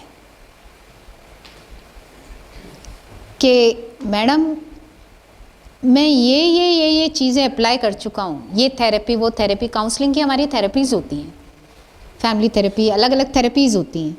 मैम मेरा ये केस है, इसकी केस स्टडी मैंने ये की है, इस पे ये थेरेपी अप्लाई की है, but all fail. The reason is के पेरेंट्स डॉक्टर हैं तो वो चाहते हैं बच्चा डॉक्टर बने, और वो बच्चा डॉक्टर नहीं बन पाता है, और उसका मेंटल हेल्थ इतनी ज़्यादा डैमेज्ड है कि वो बच्चा 1 या 2 बार सुसाइड कमिट करने का प्रयास भी कर चुका है।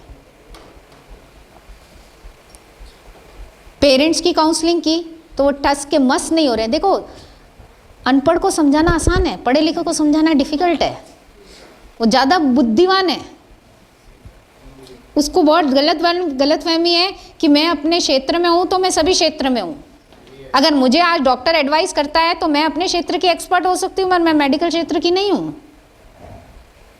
मुझे उसकी बात को सुनना पड़ेगा। मैं अपना घर बना रही हूँ तो मैं आपके इंजीनियर्स को सुनूंगी। I am not from engineering field कि मुझे इंजीनियर सजेस्ट कर रहा है कि ये चीज़ यहाँ नहीं यहाँ होनी चाहिए, ये चीज़ इसलिए होनी चाहिए, उसका लॉजिक दे रहा है, पर वो पेरेंट्स तय नहीं है। उनको लगता है मेरी सोसाइटी में नाक कट जाएगी मेरा बेटा डॉक्टर नहीं बना तो। और सबक तब भी नहीं है कि वो 2 अटेम्प्ट कर चुका है। फिर क्या ट्रीटमेंट चाहते हो आपसे? वो तो स्कूल का एक पार्ट है ना काउंसलिंग, वो तो हमारा लर्नर रहा है। तो अपने टीचर्स के पास कई बार हम जब अपने प्रयासों से फेल हो जाते हैं तो हम शायद अपने जिन से पढ़े हुए होते हैं उनके साथ हम अपनी चीज़ों को डिस्कस करते हैं कि क्या अब इसका सोल्यूशन होना चाहिए। वहाँ सोल्यूशन सब फेल हो जाते हैं। तो कुछ चीज़ों में हम चाहकर भी बदलाव नहीं कर सकते। वहाँ सबसे पहले तो काउंसलिंग चाहिए पेरेंट्स की। जब तक वो नहीं बदलेंगे तब तक बच्चा नहीं बदलेगा। अब मैं कल ही पूछ रही थी, एक बच्चे का IIT में हुआ है, अभी दिल्ली मिली है उसको, दिल्ली IIT। अरे उसके रिश्तेदार, तूने जो सेक्रीफाइस किया उसकी मदर को, तेरा तो अब भविष्य बन गया, तेरा बच्चा इतना कमा ले। अभी से पेरेंट्स के मन में एक्सपेक्टेशन को जगा दिया है। अभी उसका फर्स्ट सेमेस्टर ही नहीं हुआ। ये जो सोसाइटल एक्सपेक्टेशन पेरेंट्स को मिली, पेरेंट्स करेंगे ट्रांसफॉर्म बच्चे को। पढ़ बेटा, अच्छा पैकेज मिलेगा। नहीं, मोटिवेट करना अच्छा है, अच्छा पैकेज, उस बात को रखने का तरीका क्या है।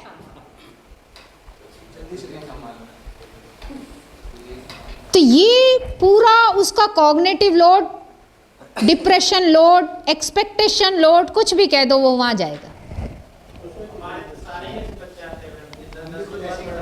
देखिए थोड़ा सा पॉजिटिव, अब मुझे इस केस में लगता है थोड़ा सा पॉजिटिव रहने के लिए मुझे भी काउंसलिंग करनी पड़ेगी कि टीचर कैसे पॉजिटिव रहे। ये क्या है मुझे वही ना,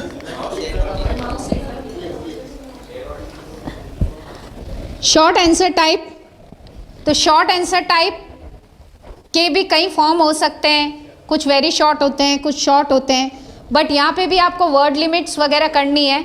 यहाँ पे ऑब्जर्वेशन और मिसकॉन्सेप्शंस, रीजंस, इन पर हम शॉर्ट बनाते हैं। जहाँ पे गिवन वर्ड लिमिट में आंसर दिया जाना, रीजन किसी भी चीज़ की सिचुएशन में दी, रीजन पूछो आप, तो रीजन तो वहाँ एक ही होगी। मैंने कहा ना, ये क्वेश्चन बनाना भी कला है, वहाँ मल्टीपल रीजंस पे नहीं फोकस करना है, वहाँ एक ही रीजन होगी।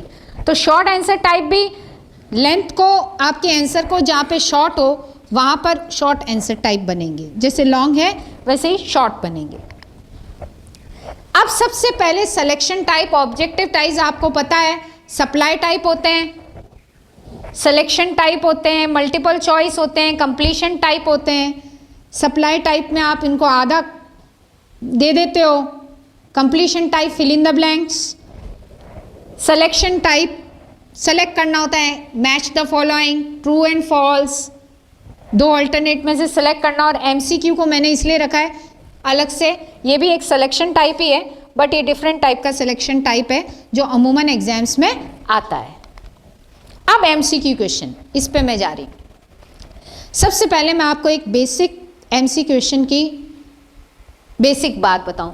ये जो होती है ना, ये ऊपर जो लिखा है मैंने, लेटेंट हीट, इसको जो ऊपर आप सेंटेंस देते हो ना, इसको कहते हैं स्टेम। क्या कहते हैं? Stem, stem of the question. तो मैं आगे बोलूंगी तो इसलिए मैं टर्मिनोलॉजी बता रही हूं ताकि आपको समझने में हो। यहां पर जो 4 ऑप्शन दिए हुए हैं, जो करेक्ट ऑप्शन है वो कहलाता है की। वो क्या कहलाता है? की। और बाकी 3 गलत हैं, उनको हम कहते हैं डिस्ट्रैक्टर्स। क्या कहते हैं? डिस्ट्रैक्टर्स। 3 टर्मिनोलॉजी अब मैं एक्सप्लेन करूंगी तो आपको क्लियर है ना। अब देखो, ये पुअर एग्जाम्पल है, हमने पूछा लेटेंट हीट, 4 ऑप्शन दे दिए, is a form of heat transfer, does not depends on. ये क्या है?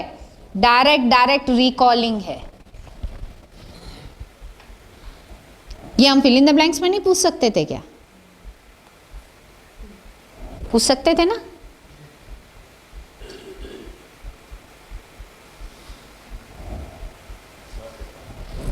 बट दूसरा कारण और बताऊं मैं इसका पुअर क्यों है, कि यहां के जो ये ऑप्शंस हैं, 4 ऑप्शंस, एक की है और 3 डिस्ट्रैक्टर्स हैं। ये जो ऑप्शंस हैं, ये देखो अलग अलग लेवल से शुरू हो रहे हैं। Is a form of heat transfer, does not depends on, is so called because, is the quality of heat. अब यहां पे आपको करेक्ट आंसर की तरफ ऑटोमेटिकली लैंग्वेज से इंडिकेशन मिल गया है।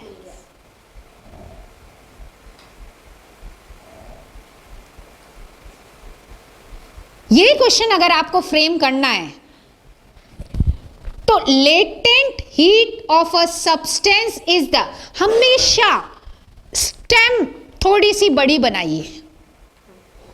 उसके 2 साइकोलॉजिकल रीजन है। डिफिकल्ट मत बनाइए एमसीक्यूज, मैं ये नहीं कह रही हूं डिफिकल्ट बनाइए, कंसेप्ट इजी लीजिए, उसको पूछने का तरीका थोड़ा सा बदलिए। ये स्टेम जो है ये क्यों बड़ी होनी चाहिए? इससे बच्चे का कॉग्निटिव लोड बढ़ता है। कॉग्निटिव लोड का मतलब है वो उसको पढ़ने में समय लेता है। आई बात समझ में? दूसरा, क्योंकि स्टेम में काफी चीज आ गई तो हमारे जो ऑप्शंस होते हैं वो देखो सेम चीज से शुरू हो रहे हैं, वो कहीं पे भी करेक्ट आंसर की तरफ शुरुआत से ही इंडिकेशन नहीं दे रहे हैं। सेकंड में एक और एग्जांपल ले रही हूं, जैसे ये है an electric transformer can be used a for 2 अब सब में ये सेम होना चाहिए ना, कि या तो सब शुरू होते तो फॉर से शुरू होते, या सब शुरू होते तो 2 से होते, या दोनों को ही उड़ा दो। अब टीचर खुद भी, सॉरी टू से, हमारी फ्रेटर्निटी में भी अपनी लैंग्वेज बनाने की स्किल्स बहुत कम है। हम तो किताब कोई उठाई, उसमें से लाइन पकड़ी और उस पर हमने ऑब्जेक्टिव बेस्ड क्वेश्चन बना दिया। We should learn how to mold the language. Concept वही है, we need to mold the language. तो हम लैंग्वेज को मोल्ड करें। अब यहां पे एक एग्जाम्पल लिया है मैंने कहा यहां पे एक ही आंसर करेक्ट है, जिसको हम की आंसर कह रहे हैं, 3 आंसर इनकरेक्ट है ना? या मैंने रीजन भी लिखी है। Which of the following has the lowest liquefaction temperature? ठीक है, 4 ऑप्शन दिए मैंने, helium, nitrogen, carbon dioxide, ice. अब 3 जब जो डिस्ट्रैक्टर है उसमें से कुछ एक को सेलेक्ट करेंगे, कुछ दूसरे को सेलेक्ट करेंगे, कुछ तीसरे को सेलेक्ट करेंगे, पर हमारे डिस्ट्रैक्टर्स भी हमको जो बनाने हैं वो ऐसे बनाने हैं कि जहां पे हमें बच्चे का लेवल भी पता चले। आजकल तो सबसे इजी होता है, हालांकि अब अच्छे लेवल के पेपर में तो ये मना हो गया है, ऑल द अबव नहीं मिलता है कुछ तो ऑल द अबव कर देते हैं या नन ऑफ द अबव कर देते हैं, एक option. This should not be used. ये हमारे फेलियर को दर्शाता है कि हम एक ऑप्शन फ्रेम करने में फेल है। अब इसकी रीजन देखना, या मैंने इसलिए लिख दी है कि कुछ लोग पढ़ के भी बताते हैं।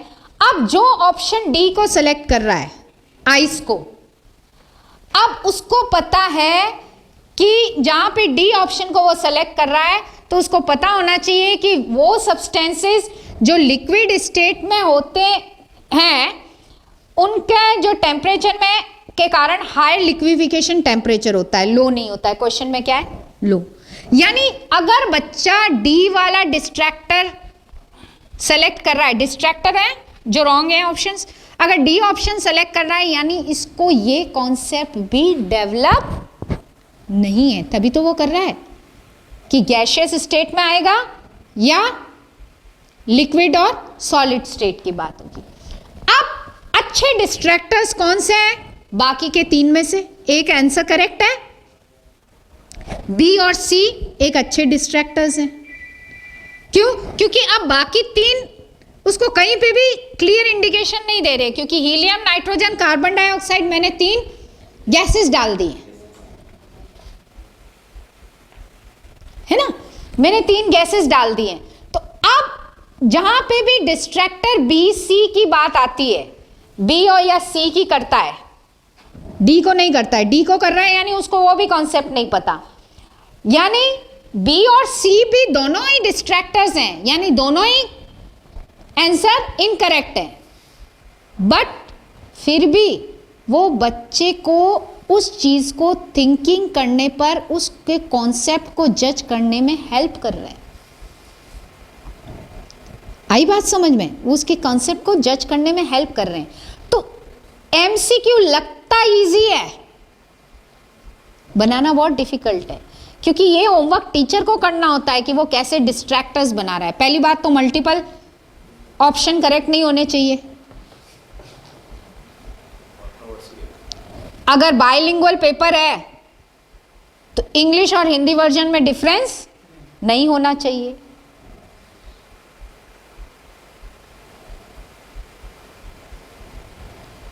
या फिर ऐसा नहीं हो कि चारों ही ऑप्शन इनकरेक्ट हो, कोई ऑप्शन करेक्ट ना हो। मेन इन 3 चीजों का ही ध्यान रखना है। Only and only single option correct, no multiple option correct, plus no difference in Hindi and English version.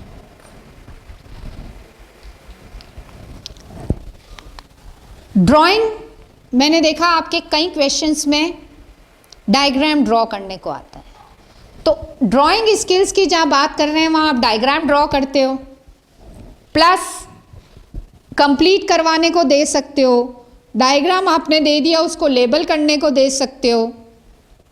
कई बार हम एमसीक्यू में भी क्वेश्चन बना सकते हैं। डायग्राम बना दिया, 2 लेबलिंग छोड़ दी, कॉम्बिनेशंस बना के दे दिए ए और बी करके, A is equals to this, B is equals to this. कभी हमने विचार ही नहीं किया कि इस तरीके का भी एमसीक्यू बना लें। ड्राइंग अ डायग्राम, यहाँ पर अंडरस्टैंडिंग कर सकते हो आपके कॉन्सेप्ट में। रे ऑप्टिक्स में रे डायग्राम्स वगैरह बना के, इलेक्ट्रिसिटी में आप डायग्राम, सर्किट डायग्राम्स वगैरह बनवा के आपके आते हैं। Diagram question can be a separate question और can be a part of a question, दोनों तरीके से पूछे जा सकते हैं। जब पार्ट ऑफ द क्वेश्चन होता है वहाँ ब्लूप्रिंट में आपको दिखाना होता है कि जो वो सेकंड पार्ट है वो स्किल को मेजर कर रहा है, आपकी ड्राइंग स्किल्स को मेजर कर रहा है, और फर्स्ट पार्ट उनके कॉन्सेप्ट को मेजर कर रहा है। आई बात समझने? और सबसे लास्ट में आपको एक की बना के देनी चाहिए। जो की है ऑब्जेक्टिव टाइप की, वो तो आप 1 2 3 कौन सा ऑप्शन करेक्ट होता है वो डायरेक्ट बना देते हो। जो लॉन्ग है और शॉर्ट क्वेश्चन है, हमेशा उसमें एक्सपेक्टेड की पॉइंट्स चाहिए कि आप बच्चे से उस क्वेश्चन के एवज में क्या क्या की पॉइंट्स एक्सपेक्ट कर रहे हैं।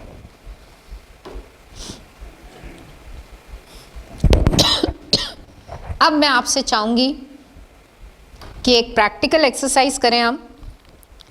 15 मिनट का समय दे रही हूं आपको। आप अपनी फील्ड से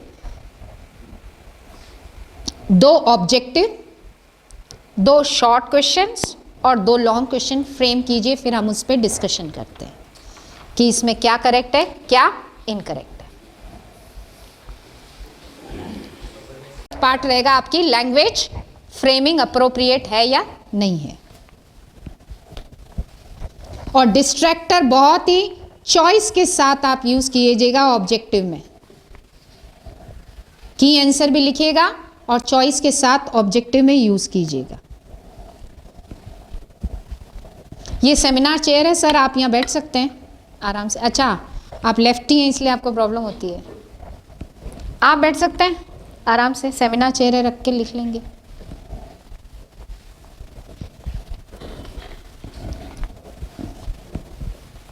हिंदी इंग्लिश जिसमें आपको ईज हो, बस हमारा उद्देश्य यही है कि जो ऑब्जेक्टिव्स आ रहे हैं उसकी टर्मिनोलॉजी आ रही है या नहीं, स्पेसिफिसिटी है या नहीं है, और मल्टीपल चॉइस जितने भी क्वेश्चंस हैं उसमें ये चीज़ है या नहीं है।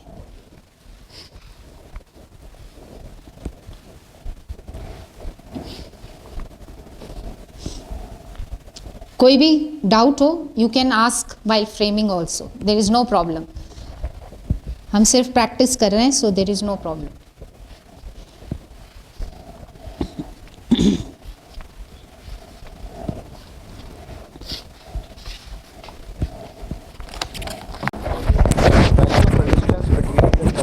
A&B आप इसको लगा लीजिए। जो पहला क्वेश्चन है, the value of resistance between the terminal A and B in circuit is. एक सर्किट है, उसमें मैंने दो रेजिस्टेंस। Objective type. हाँ। इन्होंने मेरी बात को सुना, इन्होंने diagram based objective type. Very good, this is an skill. हम ज़्यादातर स्किल को एक डायग्राम के माध्यम से ही करते हैं। और साथ में ये कौन से ऑब्जेक्टिव को मेजर कर रहा है? अंडरस्टैंडिंग है, क्योंकि अगर बच्चे को कॉन्सेप्ट पता है तो वो ये क्वेश्चन पहली बार में कर लेगा। अंडरस्टैंडिंग है, उसके साथ वो क्या कर रहा है? आपने क्या बोला है इसको? टर्मिनल पिक्चर है, resistance between the terminal A and B in circuit is. ठीक है ना? इन्होंने ये किया है, ठीक है, ये अंडरस्टैंडिंग को माप है, बिल्कुल सही है। अब मैं आप लोगों के साथ इसके साथ ही डिस्कस करती हूँ। अगर मुझे रिमेंबर का रिकॉग्नाइज बनाना होता इसी आइटम को, इसी कॉन्सेप्ट को, आइडेंटिफाई नहीं रिकॉग्नाइज, तो मैं इस क्वेश्चन को कैसे मोल्ड कर सकती थी? अपन इस क्वेश्चन को कैसे मोल्ड कर सकते थे? ये बिल्कुल ट्रू है, अंडरस्टैंडिंग कर रहा है, अंडरस्टैंडिंग के पर्पस से ये बिल्कुल सही है।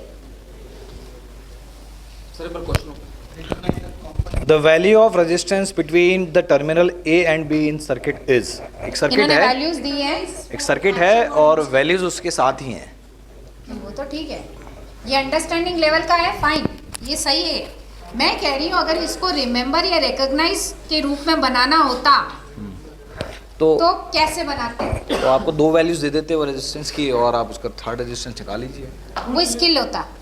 मैं पूछ लेता है कि ये जो यहाँ न्यूमेरिकल वैल्यू की कोई वैल्यू नहीं है, जहाँ न्यूमेरिकल वैल्यू आ गई वहाँ स्किल्स आ गई आपकी। एरो लगा करके एक्स पूछ लेते हैं कौन सा कंपोनेंट है, कंपोनेंट्स के बारे में। हाँ, आप सर्किट डायग्राम दे देते हैं और इसमें आप पूछ लेते हैं कि जो लेबल पार्ट है टर्मिनल को छोड़ देते हैं, ब्लैंक कर देते ब्लैक कर देते हैं, या रजिस्टर बना के आप उसको ब्लैंक छोड़ देते हैं, ये कौन सा कंपोनेंट है।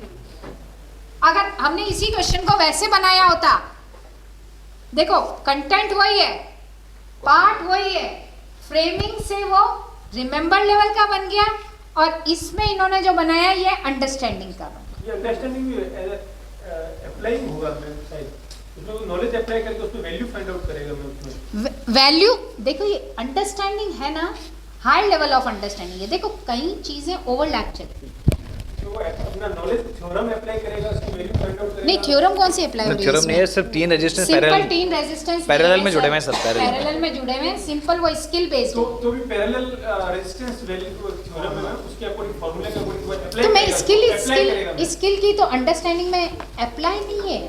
अब मैं आपको एक कंसेप्ट बताती हूँ, अप्लाई की जहाँ आप बात करते हो ना, ये मैंने बताया, इसमें बहुत फाइन मार्केशन है, ये अप्लाई नहीं है सर।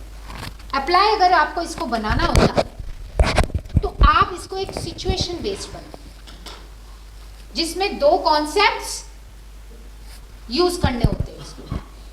यहाँ पे तो उसको एक सिंगल कॉन्सेप्ट यूज करना है, और आपने डायरेक्ट लैंग्वेज में दे दिया कि रेजिस्टेंस बिटवीन, उसको पता है कि मुझे सिर्फ रेजिस्टेंस ही फाइंड आउट करना है। आप समझे? It becomes understanding. अब इसी क्वेश्चन को अगर आपको फ्रेम करना होता है एप्लीकेशन लेवल पे, जो आप बोल रहे हैं कि ये अप्लाई है, it's not an apply, it's an understanding. इसी आइटम को, अगर हम क्वेश्चन को आइटम बोलते हैं टेक्निकल लैंग्वेज में, आप लोगों के लिए क्वेश्चन बोल रही हूँ, कायदे से ये आइटम्स होते हैं। इसी आइटम को अगर मुझे एप्लीकेशन पे बेस्ड करना होता तो मैं देती कि ये वॉल पे कोई सर्किट, बी पॉइंट के, हाँ, वह दो कॉन्सेप्ट्स को ये यूज करता हुआ कुछ अपनी चीज को अप्लाई करता। आप समझे? एक बहुत फाइन डिमार्केशन है। ये हो सकता था कि जैसे दो रजिस्टर्स लगे हुए हैं, तो इसमें कौन सा रजिस्टर लगाया जाए एक और, कि वैल्यू ये आ जाए। एग्जैक्टली यहाँ अप्लाई कर सकता है, ये भी हो या सकता इनको कैसे ऐड करें कि मिनिमम आए है। इनका? मिनिमम आए, कैसे ऐड करें, यहाँ एप्लीकेशन। करेक्ट, वेरी गुड, यहाँ एप्लीकेशन। सेकंड क्वेश्चन बताएं। हाँ हाँ, the value of cut in voltage for germanium diode is equals to. अब उसके बाद चार ऑप्शन है अपने पास, 0.2, 0.3, 0.7। सिंपल आपका रिमेंबर है, रिकॉल कर रहा है वो वैल्यू। Draw the circuit diagram for CE configuration. ये भी रिमेंबर पे ही है। अगर ये रिमेंबर नहीं है, ये ड्राइंग स्किल्स हो गई। पर मैम उसका जैसे उसको पता है कि सर्किट डायग्राम बनाया हाँ तो है, ड्राइंग स्किल्स ही हाँ है वो ना। पर वो पहले उसको से हम रिमेंबर नहीं बोलेंगे, रिमेंबर हमेशा कॉन्सेप्ट, फैक्ट्स, डेफिनेशंस, टर्मिनोलॉजी, इन्हीं का ही रिमेंबर होता है। जहाँ पे आपने स्किल्स कर दी ना, वहाँ वो स्किल बेस्ड होता ठीक है। फोर्थ क्वेश्चन है, how MOSFET can be use as a switch. है। How MOSFET can be use as a switch.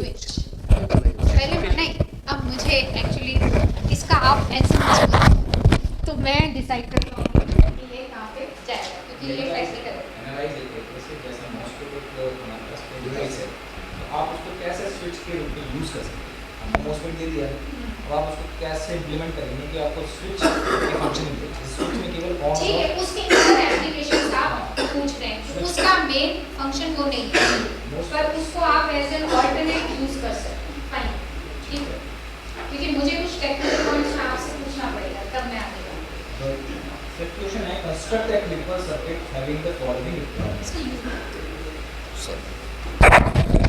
Construct A clipper circuit having the following requirements. VPU, हमें उसका जो आउटपुट वोल्टेज है वो चाहिए 5 वोल्ट। आपने उसको रेस्ट्रिक्टेड रेस्पॉन्स प्लस स्किल, या दोनों चीज हो गई, apply as well as skill दोनों है, क्योंकि वहाँ ड्रॉ कर रहा है, ड्रॉ करने के लिए आपने उसको एक कंडीशन दे दी, कंडीशन दे दी ना, तो स्किल आ गई, कैलकुलेशन भी स्किल में आता है।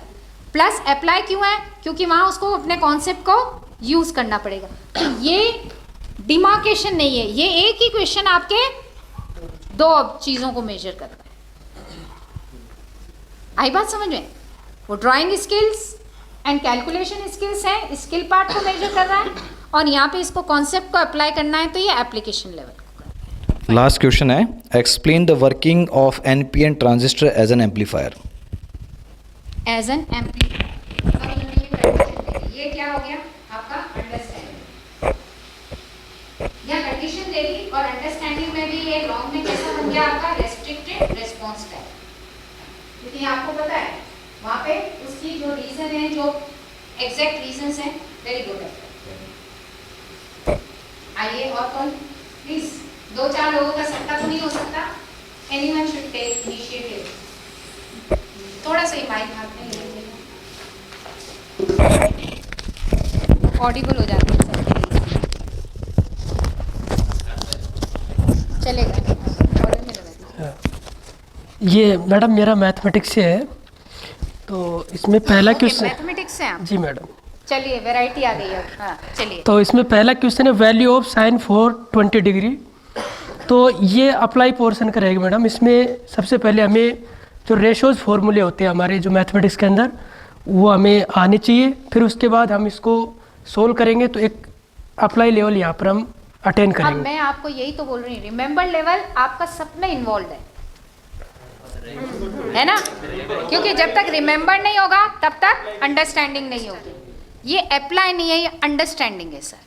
मैडम इसको सोल्व करेंगे तो उससे पहले अंडरस्टैंडिंग के साथ स्किल हो सकती है सॉल्यूशन, क्योंकि अंडरस्टैंडिंग आई ना कि उसको पता है कि यहाँ पे ये साइन है। देखिए आपने क्या लिखा है, sine sine sine cos theta, ये एक है, फिर उसके बाद आपने उसको डिग्रीज दे दी है ना, तो यहाँ अप्लाई नहीं कर रहा है। आप अप्लाई और अंडरस्टैंडिंग की एक फाइन जो डिस्क्रिमिनेशन है उसको समझिए। अप्लाई तो तब करेगा जब आप उसको एक गिवन नई सिचुएशन दे रहे हो, वहाँ उसको नॉलेज, यहाँ आपने डायरेक्ट पूछ लिया है, so it has become an understanding. जी थैंक यू। इसमें सेकंड क्वेश्चन आता है, द फंक्शन, ये मैंने फिल इन द ब्लैंक्स लिया है, the function F X is equal to sine square X plus cos square X is odd और even. तो ये हमें फिल इन द ब्लैंक्स नहीं है, ये आपके सिलेक्शन टाइप है जिसमें 2 ऑल्टरनेटिव्स हैं, और इस टाइप के आइटम्स पुअर गिने जाते हैं। तो यथासंभव हमको इस टाइप के आइटम्स अपने क्वेश्चन पेपर में नहीं का, द रीजन इज गेसिंग, द चांस ऑफ गेसिंग इज मोर। गेसिंग मैच द फॉलोइंग में भी चलती है, क्योंकि मैंने वो नहीं लिया, आपका क्वेश्चन पेपर नहीं था, इसीलिए मैच द फॉलोइंग भी हम जब बनाएं तो हम ध्यान रखें कि जो ए पार्ट है 4 हैं अगर उसमें ए पार्ट में, तो बी पार्ट में कम से कम 5 हो। कई बार होता है हमें 3 के आंसर मिल जाते हैं, चौथा होता ही नहीं है, वहाँ 4 है तो इसका आंसर यही होगा। उस गैसिंग को अवॉइड करने के लिए हमको एक ऑप्शन हमेशा ज़्यादा रखना चाहिए। आरपीसी वगैरह में आते हैं ना। हाँ जी। यही तो ट्रिक होती है नंबर लाने की, आप उसको हटाना मत। देखे इंटेलेक्चुअल तुक्के बहुत लगते हैं, जैसे आज ही मेरे से बच्चों ने पेपर सॉल्व कराया, इंटेलेक्चुअल तुक्के बहुत लगते हैं, पर ये तो गैसिंग है, ये इंटेलेक्चुअल तुक्का नहीं है। डिफ्रेंशिएट करना पड़ेगा हमें गैसिंग और इंटेलेक्चुअल तुक्के में।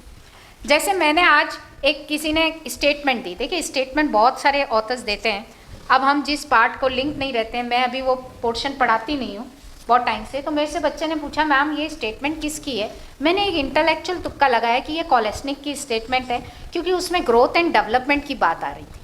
तो मैंने कहा स्किनर ने लर्निंग पे बात कही है, उसने कहा मैडम कैसे, मैंने कहा देख मैं भी तुक्का लगा रही हूँ, मेरे को भी कंफर्म करना पड़ेगा, पर ये इंटेलेक्चुअल तुक्का कैसे लगता है, क्योंकि पता है कि स्किनर ने लर्निंग पे बात की थी, जो ब्लूम थे उसमें ब्लूम भी एक ऑप्शन था, मैंने ब्लूम ने लर्निंग ऑब्जेक्टिव्स की बात की थी। अब स्टीफन और कॉलेस्निक थे, मैंने कहा स्टीफन ने जो बात की थी वो मॉरल डेवलपमेंट की बात की थी, यहाँ ग्रोथ एंड डेवलपमेंट चल रहा है, तो यहाँ पे कॉलेस्निक होने के चांसेस हैं। ये इंटेलेक्चुअल तुक्का है, ये गेसिंग नहीं है, क्योंकि यहाँ रीजनिंग शामिल है। डिस्ट्रैक्टर्स के बारे में बता, डिस्ट्रैक्टर्स की हाँ कीवर्ड की निकाला। नेक्स्ट मैडम एक क्वेश्चन है मैंने लिया है, limit x tends to 0 sin x upon x। इसकी वैल्यू यदि बच्चे को पता है तो डायरेक्ट इसको रिमेम्बरिंग जो लेवल पे जा करके सीधा इसका आंसर दे सकता है मैडम, जैसे इसका आंसर 1 आता है, यदि उसको याद है तो वो तुरंत ये रिमेम्बर है, वो शॉर्टकट जो मेंटल ड्रिल्स चलती हैं आपके। फिर आगे हम बात करते हैं शॉर्ट क्वेश्चंस के बारे में। तो हमने लिया find the amplitude and modulus value of z equal to 1 plus iota upon 1 minus iota. ये मैडम हम इसको अप्लाइंग लेवल पे लेंगे, इसको हम अप्लाई प्लस मैथमेटिक्स में स्किल, ये अप्लाई नहीं है, अब मैं आपको बताऊं ये एनालाइज है। जी मैम। वो सिचुएशन को क्या करेगा, पहले गिवन क्या है आपको, जितनी भी प्रॉब्लम्स होती है ना, न्यूमेरिकल प्रॉब्लम्स होती हैं या स्टेटमेंट प्रॉब्लम्स होती हैं मैथमेटिक्स में या फिजिक्स में, न्यूमेरिकल प्रॉब्लम्स होती हैं, that are mostly analysis. The reason is पहले तो वो क्वेश्चन को एनालाइज करेगा, व्हाट इज गिवन, मैं आपको बता रही हूँ क्यों एनालिसिस है। पहले तो वो क्वेश्चन में क्या गिवन वैल्यूज हैं वो फाइंड आउट करेगा, सेकेंड स्टेप पर वो क्या करेगा, क्या फाइंड आउट करना है ना। अब सेकेंड स्टेप पर वो क्या करेगा कि इन दोनों को जोड़ता हुआ फॉर्मूला डिसाइड करेगा, ना कि इन दोनों को जोड़ता हुआ फॉर्मूला क्या होगा। तो नेक्स्ट स्टेप पर वो उनका जोड़ता हुआ फॉर्मूला, और फिर उसके बाद सिंपल वो वैल्यूज पुट करके उसको स्किल करेगा, सिस्टम देख लेगा सारा, एमकेएस सिस्टम में, सीजीएस सिस्टम अगर सिस्टम अप्लाई कर रहा है, सिस्टम ऑफ जो यूनिट्स है वो सिमिलर सिस्टम है या नहीं है, वहाँ वो नॉलेज को अप्लाई कर रहा है।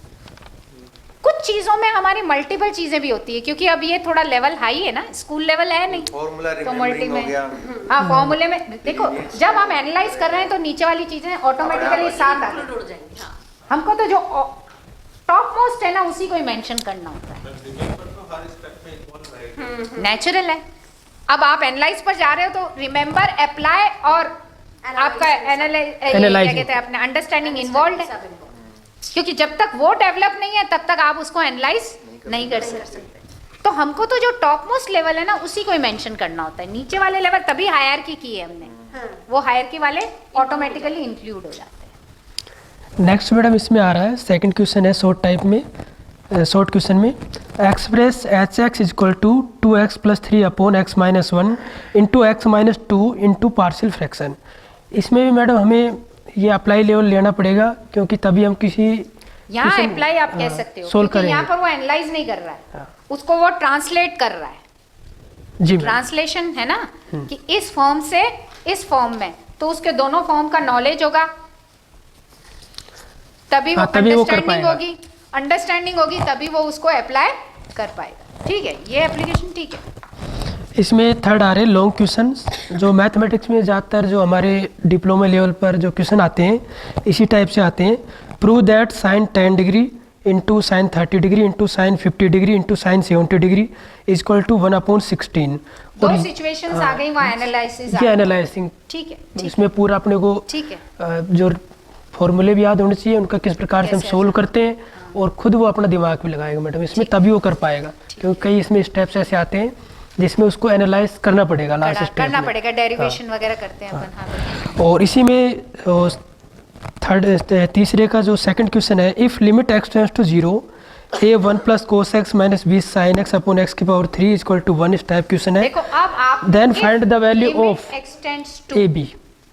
If limit extends to G. आपने दे दिया है, एक सिचुएशन आपने दे दी जी। है ना, फिर आपने बनाया है then find the value of A and B, कि आपने लिमिट इस दे टाइप का दी और question। इसमें आप ए और बी की वैल्यू फाइंड आउट करा रहे हैं। जितनी भी फाइंड आउटिंग है वो तो स्किल में चली गई, मेरे को बार बार रिपीट करने की जरूरत नहीं। अब आपने उसके आगे एक कंडीशन डाल दी है ना, इफ एक्स एक्सटेंड्स टू 0। यहां पर ये एनालाइज की बजाय एप्लीकेशन ज्यादा है। मैंने कहा ना कुछ क्वेश्चंस में आपकी फ्रेमिंग होगी, पर कौन सा पार्ट ज्यादा यूज हो रहा है हम इसको उसमें रखेंगे। इट्स एन एप्लीकेशन, क्योंकि आपने उसको एक बांध दिया कि ये सिचुएशन है, इसमें क्या होगा। बात को समझे ना जी ma'am.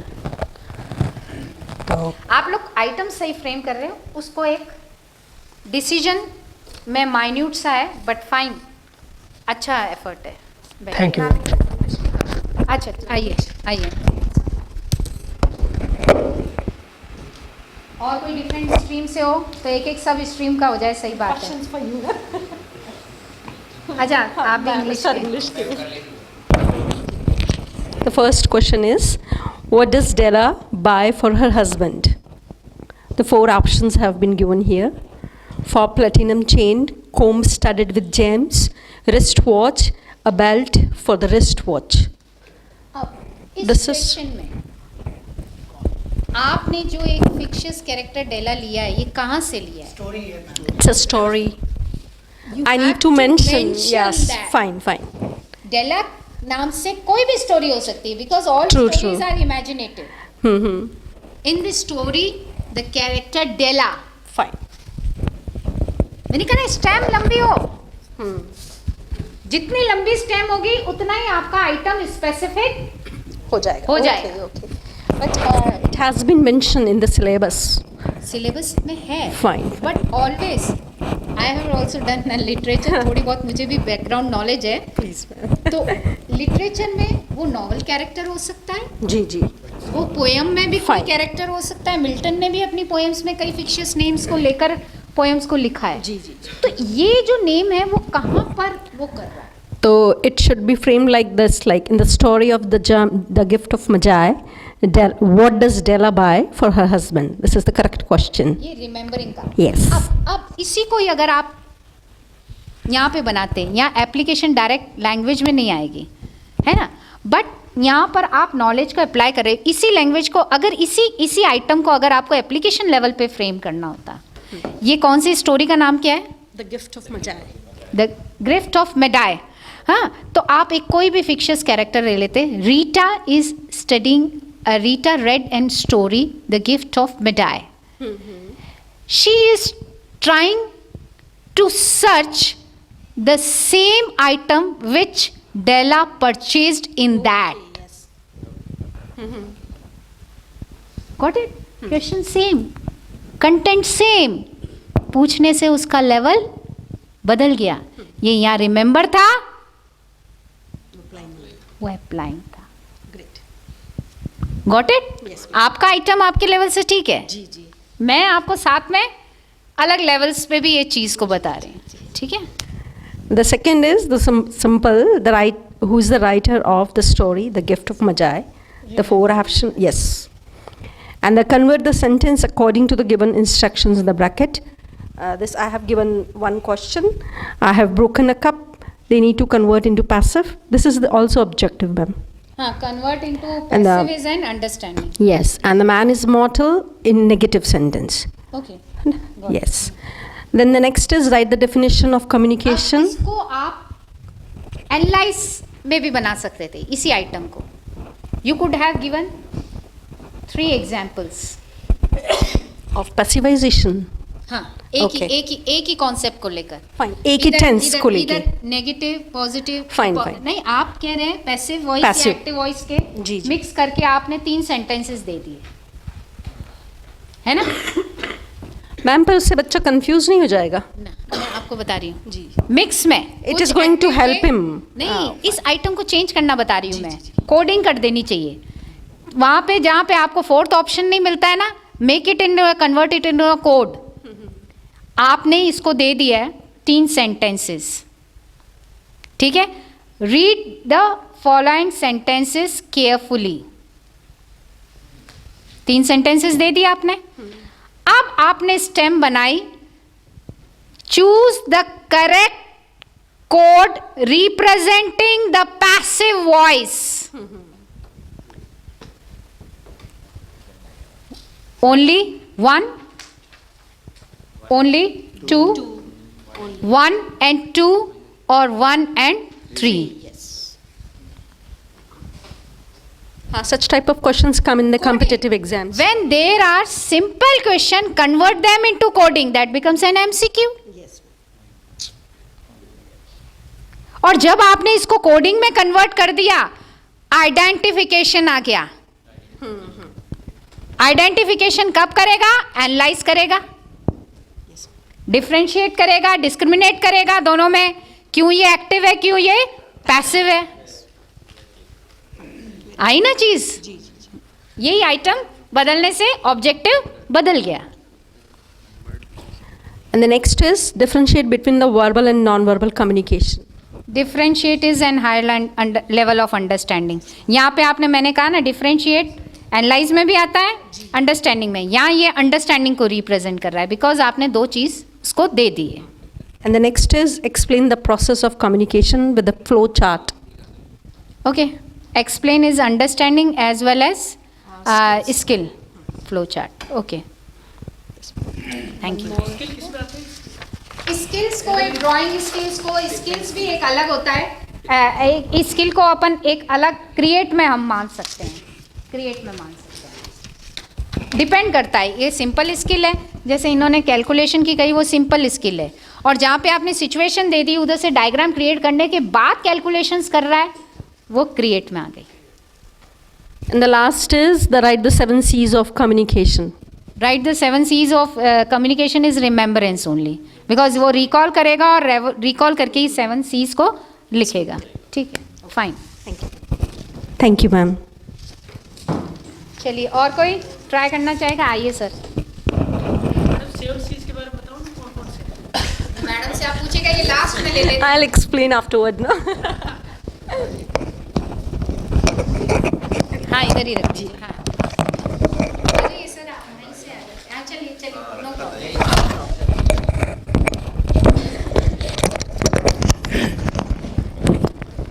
The very first question is, which of the following is a scripting language?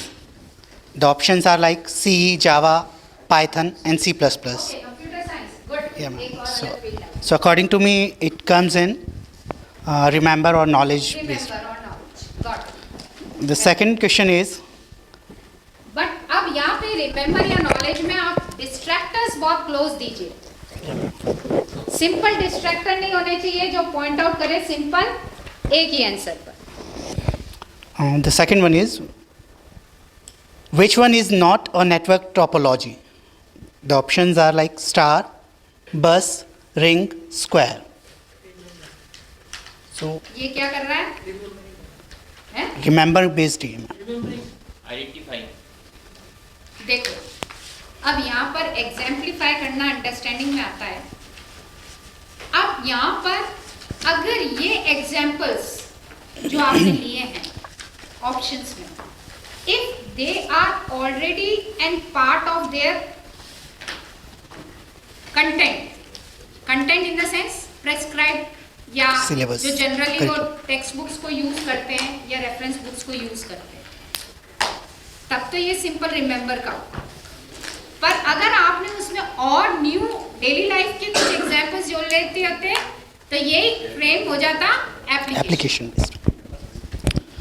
The third is, explain operating system as a resource manager. Explain तो अंडरस्टैंडिंग में आ गए। हाँ, बिल्कुल। Next is, what is disk scheduling in operating system? Explain any 4 disk scheduling algorithms. तो ये ये तो आपका अंडरस्टैंडिंग रिमेंबर प्लस अंडरस्टैंडिंग पे ही आपने दोनों आइटम्स बनाए हैं। चलिए हाँ। One is write a program in Python using modules to design a calculator. Analyse आ गया इसमें, एनालाइज Design. आया या क्रिएट आया? क्रिएट आया, correct. Design, create. Create, Yeah. क्योंकि ये प्रोग्राम के सिंटेक्स को यूज करते हुए वो प्रोग्राम फ्रेम करेगा।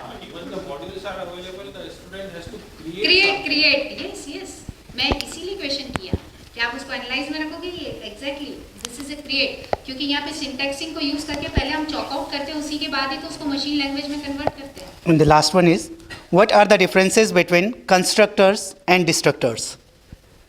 Explain different types of constructors. दोनों हैं उसमें। तो पहला तो एनालिसिस हो गया, सिंपल अंडरस्टैंडिंग हो गया, एनालिसिस नहीं हुआ। जब एनालिसिस में जहाँ डिफरेंशिएट, हाँ डिफरेंशिएट है मैम, तो कंस्ट्रक्टर और डिस्ट्रक्टर के जो डिफरेंशिएट अंडरस्टैंडिंग आपने जो फ्रेम किया है इसमें अंडरस्टैंडिंग है। ओके, आप अगर कहते क्या था आपका, constructors and destructors. What do you mean by constructors, how it differs from destructors. Okay, तो यहाँ पे ये एनालिसिस, देखिए 2-4 शब्दों से ऑब्जेक्टिव चेंज होता है। क्वेश्चन था जैसे मैंने पहले NIT पटियाला में तुलसी मैम है, उनकी FDP ज्वाइन की थी 2 वीक्स की, तो उन्होंने बताया था जैसे आप अभी क्वेश्चन बोल रहे हो, what do you mean by, इस टाइप के क्वेश्चंस कभी फ्रेम नहीं करने चाहिए। What do you mean by, तो स्टूडेंट का मीन से कोई मतलब नहीं, इस टाइप के क्वेश्चंस फ्रेम नहीं करने चाहिए, उन्होंने ऐसा बोला था। उन्होंने उसके पीछे रीजन क्या बताया आपको? सिंपली देखिए डिफाइन थोड़ा स्पेसिफिक हो जाता है यहाँ।